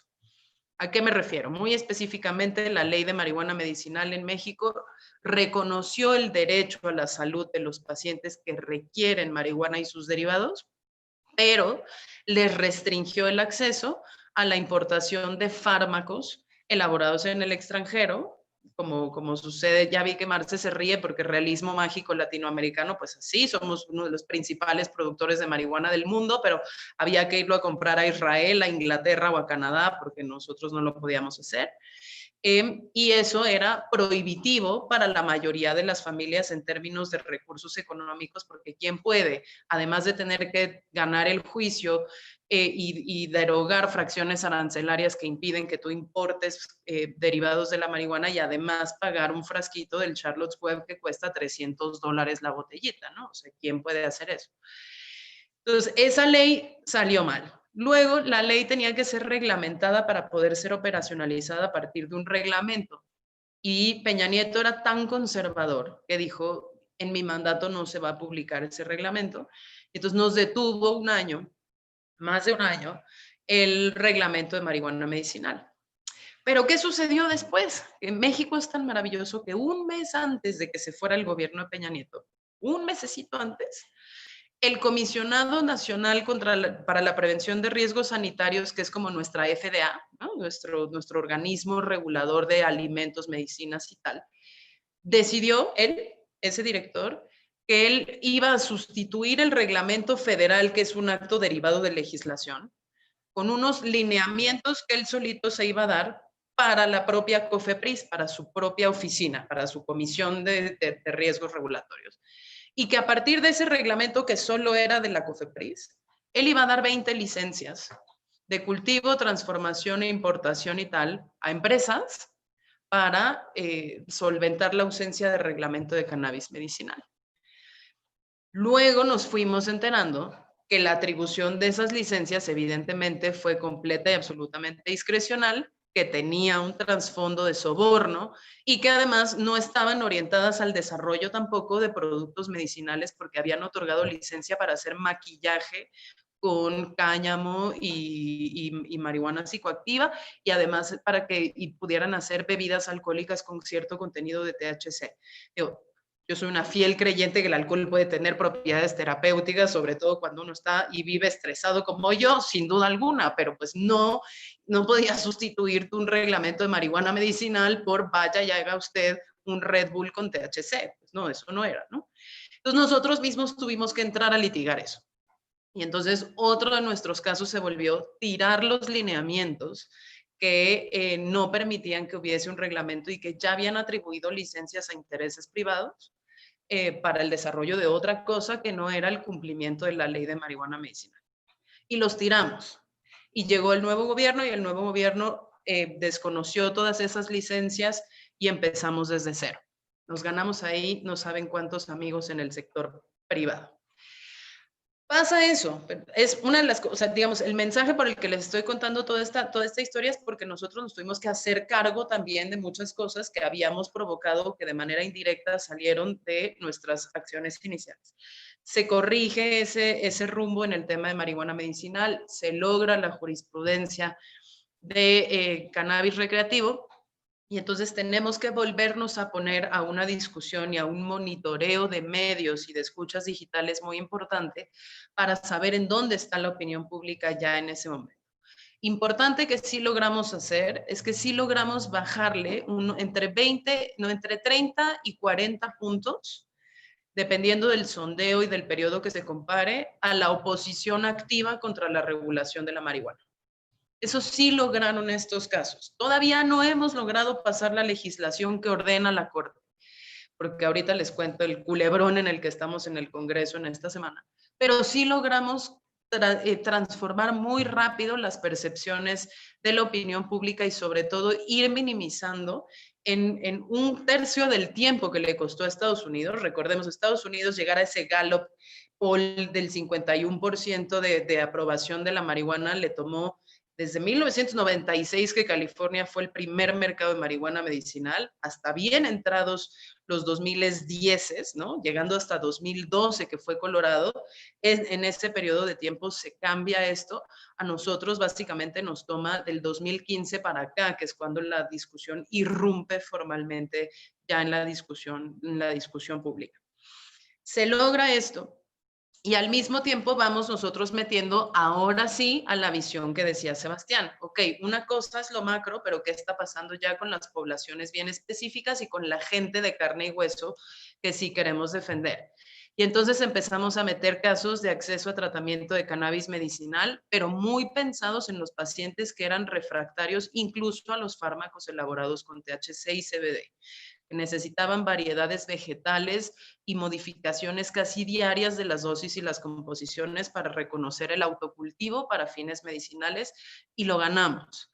Hicimos otro sobre omisión reglamentaria, justamente diciendo que no solo valía la pena lo que decía Sebastián, reconocer el derecho, sino también analizar la accesibilidad a ese derecho. Y entonces ganamos un caso en donde se reconoció que efectivamente la categoría de omisión reglamentaria existía y era problemática porque era una barrera al acceso de derechos reconocidos y concedidos. Hicimos otros juicios sobre acceso de tratamiento para personas usuarias de drogas inyectables, donde tuvimos casos individuales y tuvimos el caso de una red, que es la Redumex, ¿no? Digamos, la reducción del daño en México, que empezó a hacer ciertos proyectos de salas de consumo regulado en algunas sustancias de gran prevalencia de uso de drogas inyectables. Y sí, tuvimos que hacer uno sobre objeción de conciencia, porque en el Inter, mientras nosotros estábamos haciendo todo esto, el Congreso de la Unión pasó una ley que le permitía a los médicos negar servicios de salud por razones religiosas y de conciencia, y entonces ya sabrán que los primeros afectados iban a ser las personas usuarias de drogas. Entonces tuvimos que meter también un juicio sobre objeción de conciencia. Tuvimos que empezamos a trabajar también el tema del libre desarrollo de la personalidad, pero más allá de marihuana. ¿Y por qué empezamos a hacerlo más allá de marihuana? Porque habría que abrir también las categorías analíticas. En México, el libre desarrollo de la personalidad, que es básicamente lo que nos permitió ganar el caso de marihuana, está restringido al hecho de que la marihuana tiene un nivel de adictividad y peligrosidad menor al de otras drogas legales. Así está anclado el caso y así lo expresa la Suprema Corte de Justicia. Entonces, ¿qué pasa con el libre desarrollo de la personalidad en sustancias que a lo mejor tienen niveles de adictividad o peligrosidad o sí tienen dosis letales, como podría ser la cocaína, como podría ser otra sustancia? Entonces, ingresamos también casos sobre otras sustancias y hoy en día en la Suprema Corte de Justicia tenemos casos activos sobre cocaína y sobre LSD.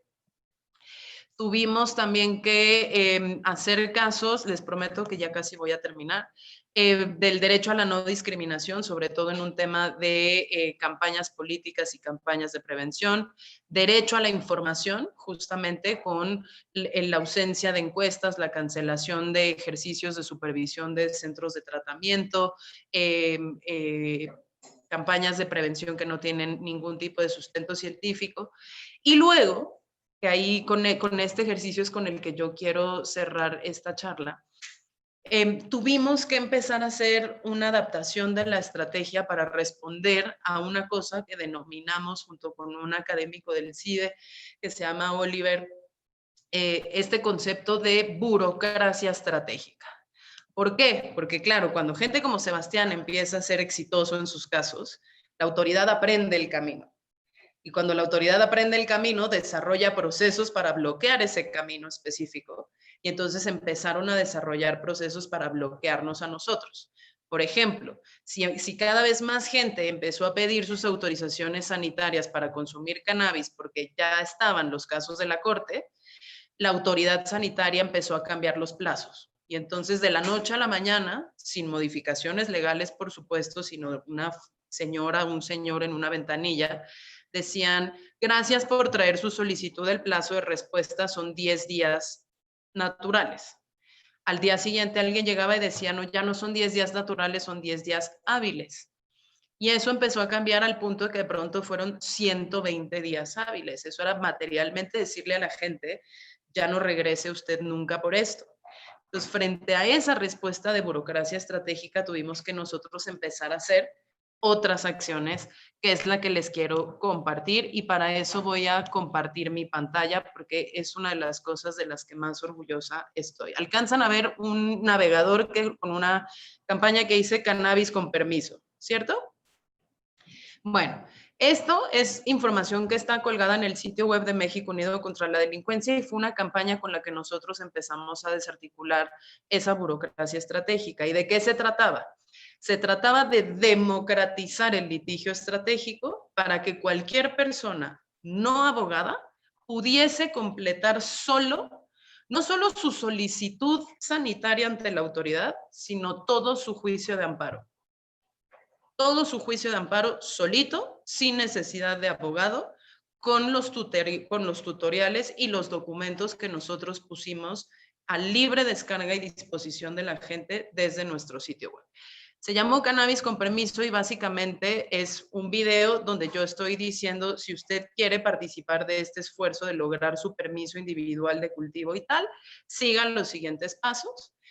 Y explicamos a partir de infográficos cuál era el proceso. Usted lo que va a hacer es presentar su solicitud, luego va a esperar 40 días hábiles, que es el plazo legal, no importa lo que la autoridad le diga, son 40 días hábiles.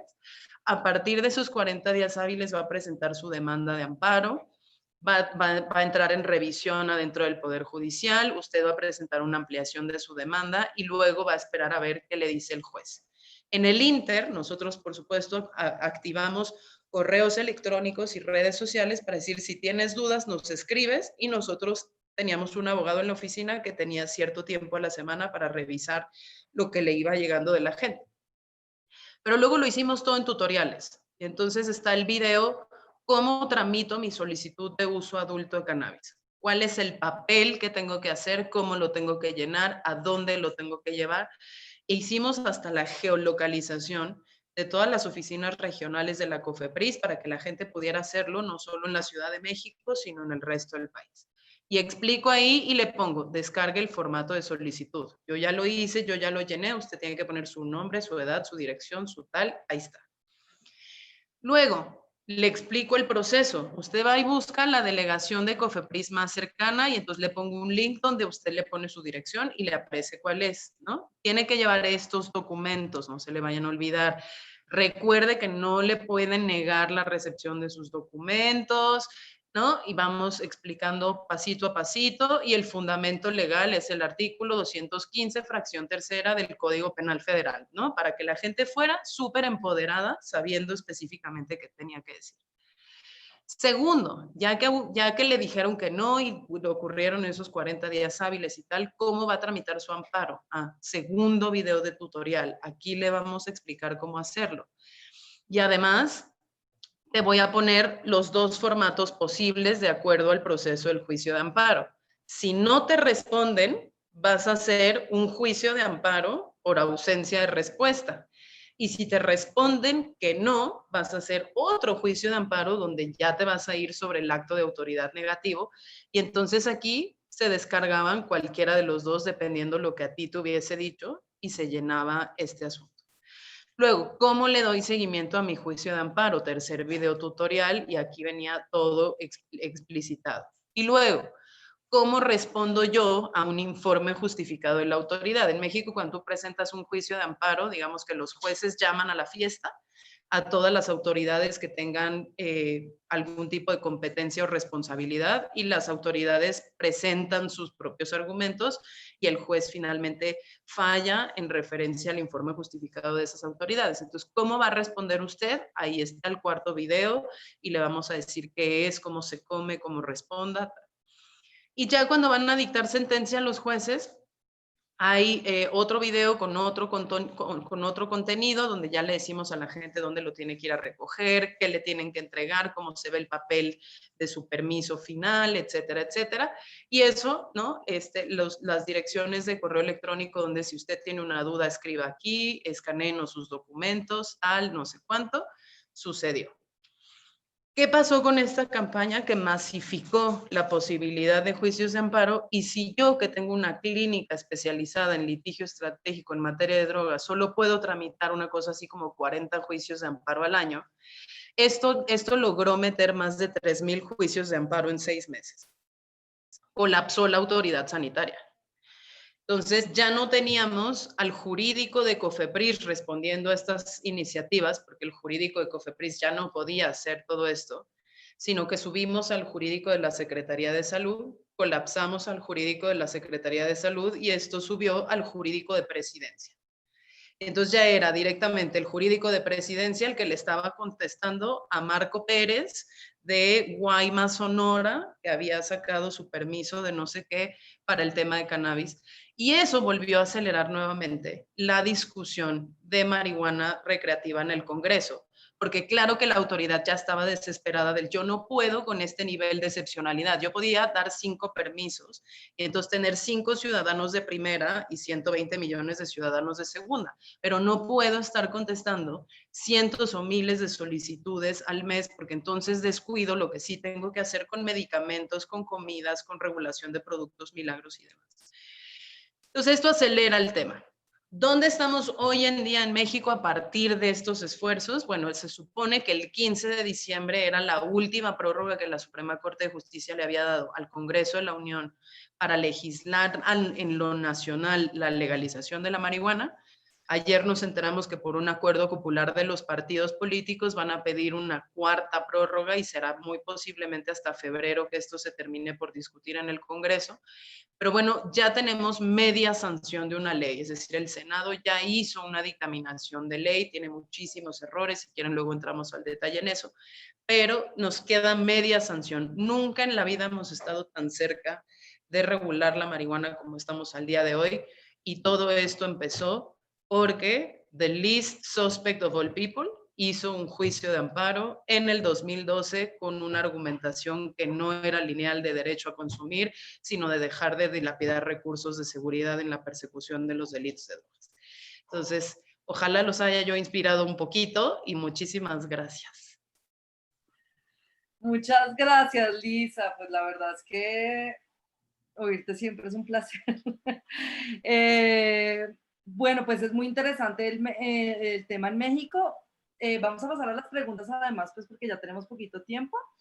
Quiero hacer simplemente una cosa para comentar tu intervención, y es que podemos ver muchas similitudes con la estrategia de temblores, si bien, digamos, el contexto es completamente distinto, como tú nos explicaste al comienzo, ¿no? Pues también por el sistema político que tenemos en Colombia y que tenemos y pues que hay en México. Pero incluso así veo muchas similitudes en la estrategia misma, ¿sí? En la estrategia misma precisamente de crear una estrategia que pueda englobar un montón de cosas y, como tú lo señalaste, no llevar unos casos individuales. Bueno, señalar esto de la burocracia estratégica me parece un concepto increíble. Hacía a manera de chisme, eso lo vemos acá también, pero dentro de la misma burocracia. En este momento yo desde la alcaldía estoy llevando el seguimiento de unos casos de abuso policial frente a los temas disciplinarios, y tenemos toda una estrategia cuando ya la policía se da cuenta cómo es la estrategia nuestra para encerrarlos y presionarlos a que den resultados. Empieza esa burocracia estratégica con un montón, digamos, de lo que acá llamamos oficiar y llenar de papeles para poder confundir y digamos, dilatar el asunto. Bueno, entonces me gusta mucho el concepto de burocracia estratégica, y además no solamente me gusta porque suena chévere, sino porque es algo en lo que no pensamos, ¿no? O sea, cuando lo bonito de estas reuniones y de encontrarnos es que hay cosas que sabemos que están sucediendo, pero que no le damos sentido, sino hasta que nos juntamos y vemos que a todos nos sucede, y que incluso ustedes ya tienen acuñado un término sobre esto y una estrategia para enfrentar, ¿cierto? Entonces eso nos permite como lograr pasar a ese tipo de injusticias a las que no les hemos podido dar sentido en los procesos. Bueno, entonces hay varias preguntas, ¿sí? Hay un montón de preguntas, fueron un éxito total. Entonces, la primera pregunta es la pregunta de Mark Krupansky, ¿sí? Que es, ¿hasta qué punto la ley es insuficiente e inadecuada para abarcar las cosas de las que estamos hablando? ¿Y qué abarca el derecho a la ciudad? En otras palabras, ¿puede la ley abarcar el tipo de transformación social que todos imaginamos? ¿Es el derecho a la ciudad algo que puede ser capturado por la ley estatal o más bien algo que existe fuera y más allá de la ley y con las comunidades mismas? Mark acaba de crearnos como todo un problema para un doctorado. No especifica a quién le hacemos la pregunta, entonces pues nos gustaría que contestaran ambos. ¿Quién quiere empezar? Va, Sebastián.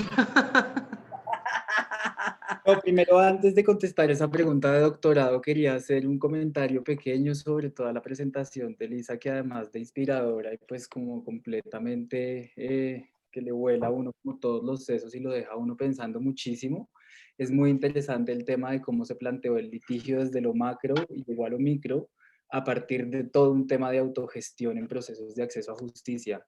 Y eso pues también me lleva a pensar muchísimo que el futuro cada vez tiene menos abogados y cada vez tiene más prácticas, digamos, de autogestión de justicia, porque hay muchos procedimientos que no requieren de el ejercicio de las personas abogadas y muchísimas veces el ejercicio de las personas abogadas ralentiza y entorpece y desagencia a las personas dentro de estos procesos, ¿no? Les quita muchísima agencia. Entonces, todo el tema de cannabis con permiso es como una experiencia que a uno le eriza la piel, porque este tema de poder garantizar en un paso a paso, en una ruta completamente específica, cómo puede cada ciudadano y cada ciudadana acceder al sistema de justicia de una manera rápida y eficaz, y cómo eso acumulado se termina convirtiendo en algo que colapsa el sistema y requiere, digamos, como de la aparición de otros brazos del Estado para atenderlo, es como con lo que me voy además de esta conferencia de hoy, quedé como completamente impresionado. Creo que esa pregunta de Mark por el otro lado también tiene que ver un poco con el tema del reconocimiento del derecho a la ciudad dentro de los ordenamientos jurídicos. Y un poco para intentar contestar a esa pregunta que es bastante amplia, pero que lo pone a uno a pensar muchísimo, es el tema de cuando pensamos que debemos llenar vacíos legales por medio, digamos, como de las actuaciones litigiosas. Y así, digamos, de alguna forma intenté empezar mi presentación porque muchas veces por el tema y por, digamos, la noción de tener que llenar estos vacíos legales a partir de la creación de nuevas normas, se terminan, pues, digamos, llenando esos vacíos legales, pero no sabemos quién los hace. Una de las cosas que sucede, digamos, cuando tenemos grandes demandantes súper desconectados como de las realidades de violencia y de opresión que tienen lugar en la calle, es que se presentan situaciones de riesgo, porque a estas personas muchas veces solamente pues, les interesa un triunfo en el sistema judicial, pero no la implementación ni la, digamos, sí, no la implementación como de las normas y las disposiciones que puedan salir en los fallos.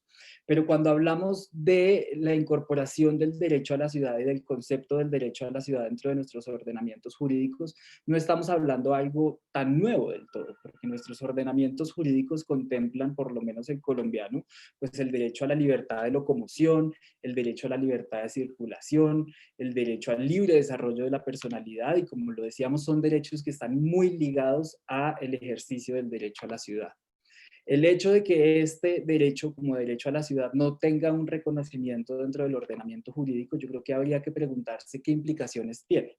Y las primeras que yo encuentro que tiene el hecho de que no exista el derecho a la ciudad dentro de un ordenamiento jurídico como el nuestro, es que se les garantiza a unas personas y a otras personas se les niega sistemáticamente. Y ahí nos enfrentamos nuevamente al mejor ejemplo en donde se puede sintetizar esto, que es las vidas de las personas habitantes de calle.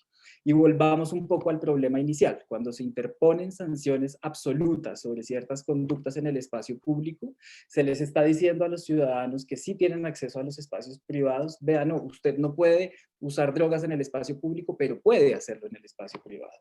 Cuando eso se le dice a una persona habitante de calle, se le está diciendo usted no puede usar drogas, punto. O no puede defecar o no puede orinar. Y estas son actividades propias de la vida y son actividades que están ligadas intrínsecamente con la experiencia de vida.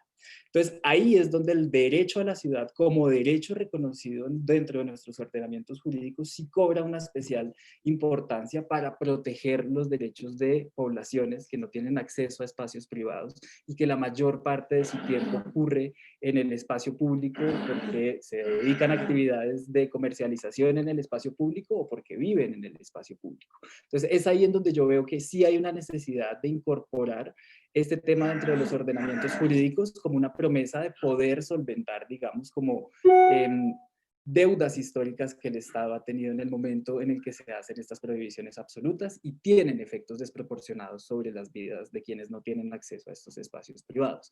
No sé si la respuesta fue un poco más confusa que la pregunta, pero pues por ahí va la cosa un poco. No. Para nada, para nada, Tian. De hecho, en el lanzamiento de este encuentro, Raquel Rolnick, que estaba acompañando el panel con Carl Hart, y yo debo confesar que no sé de quién estoy más enamorada, si de ella o de él, no, hablaba precisamente, hablamos del espacio público y hablamos de ese concepto de derecho a la ciudad y hacía énfasis en esto y diciendo, digamos en otras palabras distintas a lo que tú estabas hablando, pero diciendo que realmente lo que termina pasando es que en términos de diseño urbano, lo que termina sucediendo es que el espacio público es el espacio privado del gobierno, ¿sí? Y eso es muy interesante. Y lo mismo nos decía Carl Hart diciéndonos, el espacio público es, digamos, es restringido solamente para aquellos que son molestos para lo político, ¿sí? Entonces, un poco que hemos llegado como a unos mismos conceptos desde lugares distintos de análisis, ¿no? Desde el uso, digamos, desde el tema del análisis del uso de drogas, adicciones entre comillas, desde el litigio estratégico, incluso desde todo el tema urbanístico. Lisa, no sé si quieras hablar sobre esa pregunta. Una reflexión bien rápida que tiene que ver nada más con la experiencia que hemos tenido nosotros.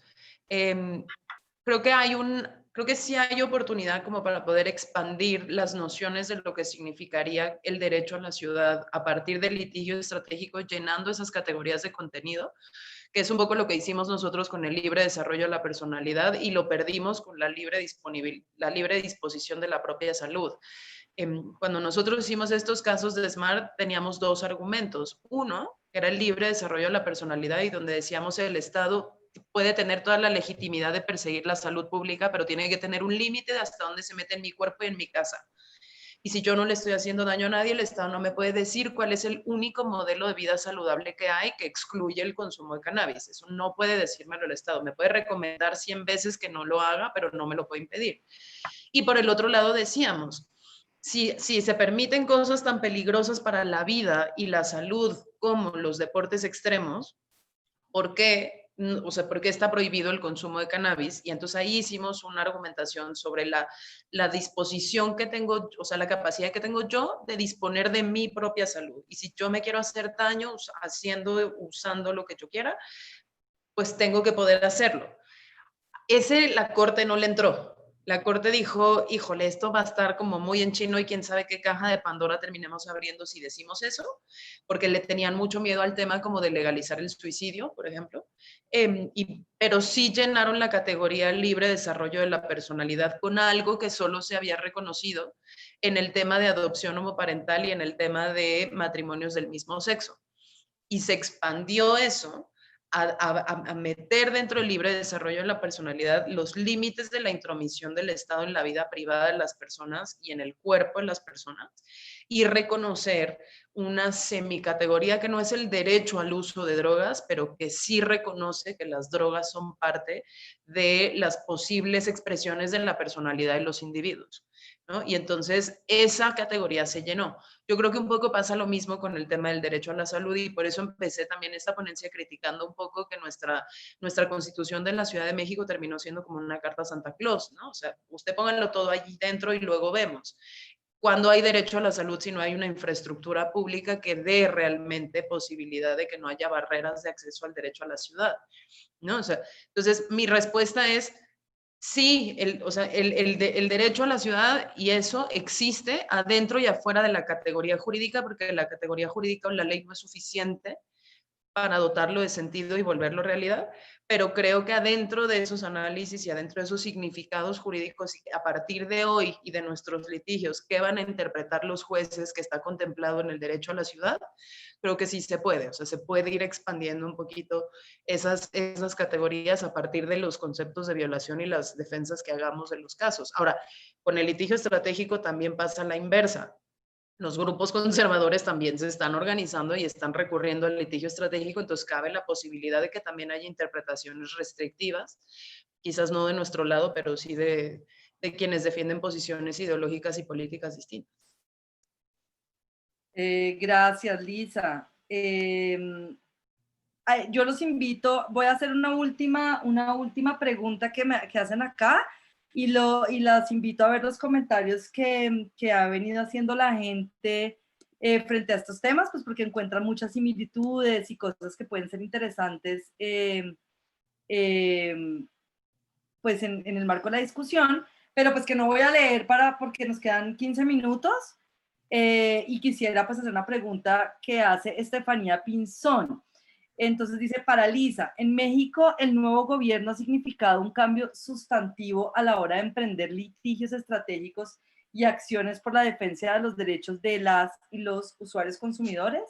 Antes de que contestes, Lisa, hay un comentario que me gustaría que leyeras, Sebastián, de Alfonso, que sobre las similitudes que hay con Tijuana. No plantea una pregunta, sino más en términos de retos de la sociedad civil, para que dice que los retos para las bases comunitarias, por lo menos aquellas que trabajan en la reducción de daños con población de calle y consumo de sustancias, es incluir el litigio estratégico como intervención más e irse fortaleciendo con otros actores. Entonces sería la pregunta para Lisa, que acaba de hacer del nuevo gobierno, y de pronto que Sebastián comentara el comentario sobre las similitudes con Tijuana y la presentación que nos hizo Temblores. Yo quisiera decirles una cosa, es probable que si nos extendemos un poquito más, yo tenga que retirarme antes de cerrar, y cerraría aquí un compañero del CEPAD, que es Gabriel Delgado, porque tengo una llamada que, bueno, ya les comentaré que tengo que atender, pero pues para que continuemos, por favor, Lisa. Bien rápido, sí, sí ha significado un cambio el nuevo gobierno y desafortunadamente no ha sido un cambio positivo. Nosotros teníamos muchísimas esperanzas en el gobierno de Andrés Manuel López Obrador porque había sido el personaje de campaña, digamos, fue suficientemente mago de la comunicación para tener una propuesta para todos y entonces dependiendo de lo que quisiera uno escuchar, pues había de dónde, ¿no? Y entonces yo quería escuchar que iba a haber una reforma de la política de drogas, que se iba a desmilitarizar la seguridad pública, que íbamos a transitar a mercados regulados y tal, porque lo decía como candidato y luego lo puso en su Plan Nacional de Desarrollo en uno de los ejes de seguridad y pacificación, y la realidad es que ha sido todo lo contrario.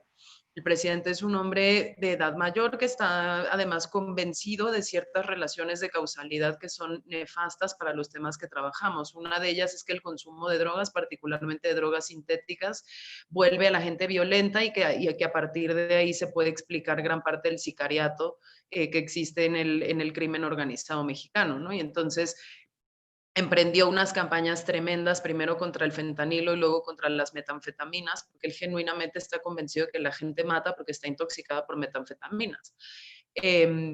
No hay una discusión así sobre el control de armas, ni sobre los precursores ¿no? de la marginación y que lleva a las juventudes a de pronto preferir el sicariato como alternativa de vida. No, es que son las metanfetaminas y el cristal y luego se vuelven sicarios, ¿no?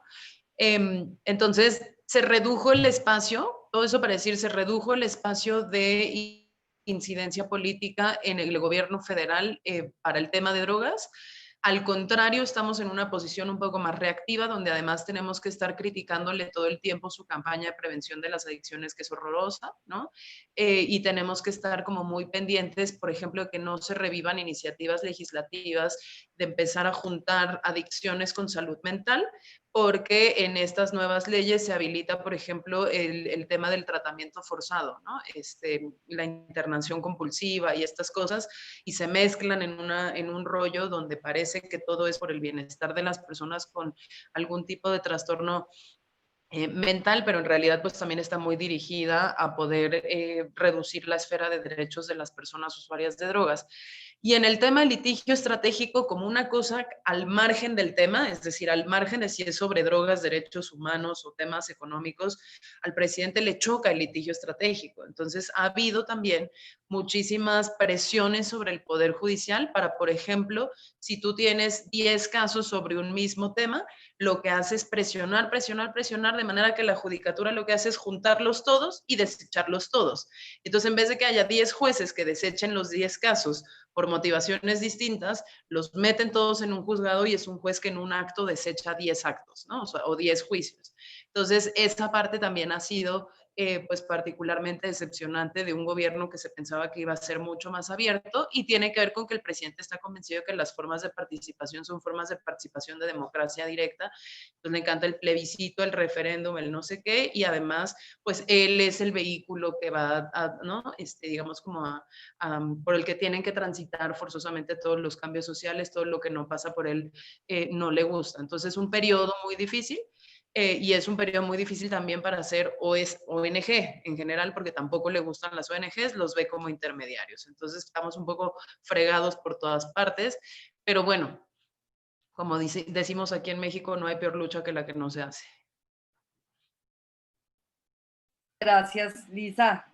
Tian, no sé si tú quieres Sí, decir sobre lo que decían aquí en el comentario, sobre lo que decía Alfonso, pues claramente el problema de habitantes de calle es un problema multilocal, ¿no? Y lo vemos en realidades de desigualdad en las que pues no existe el acceso a lo que nos prometieron desde hace mucho tiempo en las constituciones, que es el acceso a una vivienda, y lo vemos reflejado en distintos contextos. Y ese problema está atravesado por una cosa que decía Alfonso, que es el tema de la violencia policial, indiscutiblemente, ¿no? Las personas habitantes de calle en su interacción con la policía, pues son muchísimo más propensas a recibir malos tratos por parte de la policía, y cualquier interacción entre la policía y personas habitantes de calle se puede convertir potencialmente en un escenario de violencia policial. Y un poco también fue algo que guió nuestra acción de litigio, que en últimas lo que significa es quitarle a la policía la potestad de tener la medida correctiva para interponérsela a las personas habitantes de calle, porque esa es una excusa para poder de alguna forma, a partir de esa interacción, generar prácticas de violencia. Entonces, a partir, digamos, como de este problema multilocal, también podemos pensar en estrategias pues multilocales que nos lleven a quitarle de alguna forma el poder de interacción a la policía con la población habitante de calle. Y eso es como un gran resumen como de este litigio, porque pues nuevamente estas interacciones están mediadas en muchos casos por la violencia, y en últimas, al quitarle, digamos, como el pedacito que existe en el código de policía, en la ley que le dice que puede multar e interactuar con una persona habitante de calle por defecar o orinar en el espacio público, lo vemos como un escenario poderoso para también reducir casos de violencia policial en contra de esta población. Entonces, pues, además de las similitudes entre pues Colombia y Bogotá y Tijuana, pues creemos como que este es un problema que se manifiesta en todas las ciudades en donde hay altos índices de desigualdad y en donde no hay oferta de baños, y en donde hay una policía, pues como ya lo hemos visto en los últimos meses, que cada vez más la violencia policial se ve que es un problema global y no es un problema de unas cuantas realidades localizadas, es un problema que va a ocurrir en contra de las personas habitantes de calle. Entonces aquí el litigio pues también es como una buena forma de poder combatir estos panoramas de violencia, y estos panoramas de violencia nuevamente, y perdón la intensidad, repito, deben ser transformados desde la creación misma de los problemas con las bases comunitarias, también para garantizar lo que decíamos en un principio, y es, en caso de una victoria o en caso de un fallo que no sea victorioso, existe como todo un contenedor callejero y comunitario que está dispuesto también a dar un poco la pelea para lo que venga. Entonces, pues esos son los beneficios de hacer litigio desde estos frentes.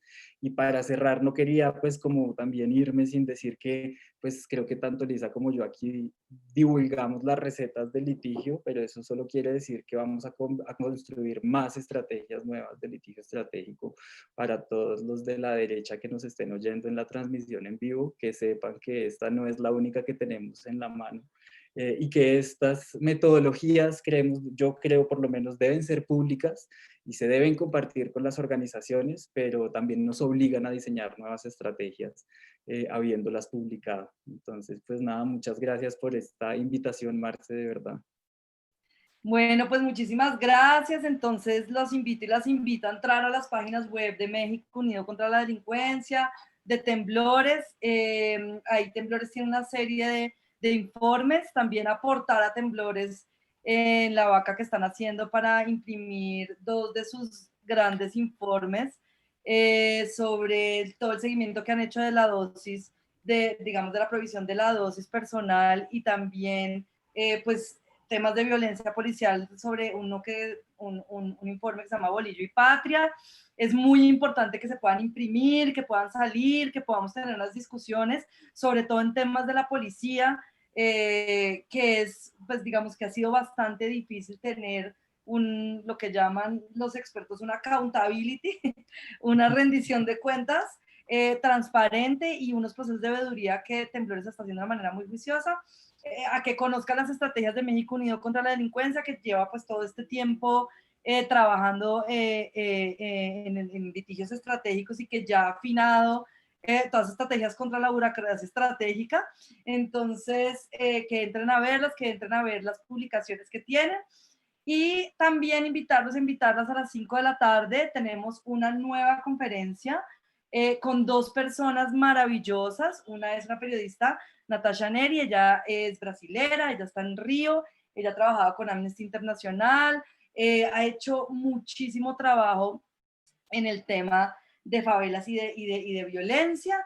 Y Juan Diego Restrepo, que es un periodista de acá, que es el editor de Verdad Abierta, sabe muchísimos temas de seguridad, ha trabajado mucho los nexos de la ilegalidad con la legalidad, y entonces va a ser una conversación muy interesante porque vamos a hablar de temas de seguridad relacionados con, pues desde el periodismo. Los dejo, ya tengo que irme yo. Vale, María Elena levantó la mano. Sí, justamente eso iba a decir yo, María Elena, bienvenida. Hola, buenas tardes. Escuchando a Lisa, pues me entró mucho entusiasmo si a través de ustedes podemos hacer algo por la violencia exacerbada que tienen las personas que consumen drogas en la frontera norte. Angélica Ospina, como presidenta de Redumex, tuvo contacto con ustedes y empezó a trabajar algo sobre el tema de metadona, pero mandamos actas constitutivas y cosas y se quedó atorado en algún espacio, pero me encantó la sencillez con que presentas temas tan complejos para alguien que está en el tema de salud pública. Entender lo de derecho, pues sí es un poco complicado, y puse en el chat el correo electrónico personal de la organización, pero la Redumex tenemos como ese interés muy fuerte de salir del ámbito de salud pública, que es nuestro fuerte de casi todas las organizaciones que estamos en Redumex, para entrar en el litigio, porque sí hemos trabajado mucho a través de las quejas ante las comisiones de derechos humanos, las comisiones estatales sobre todo.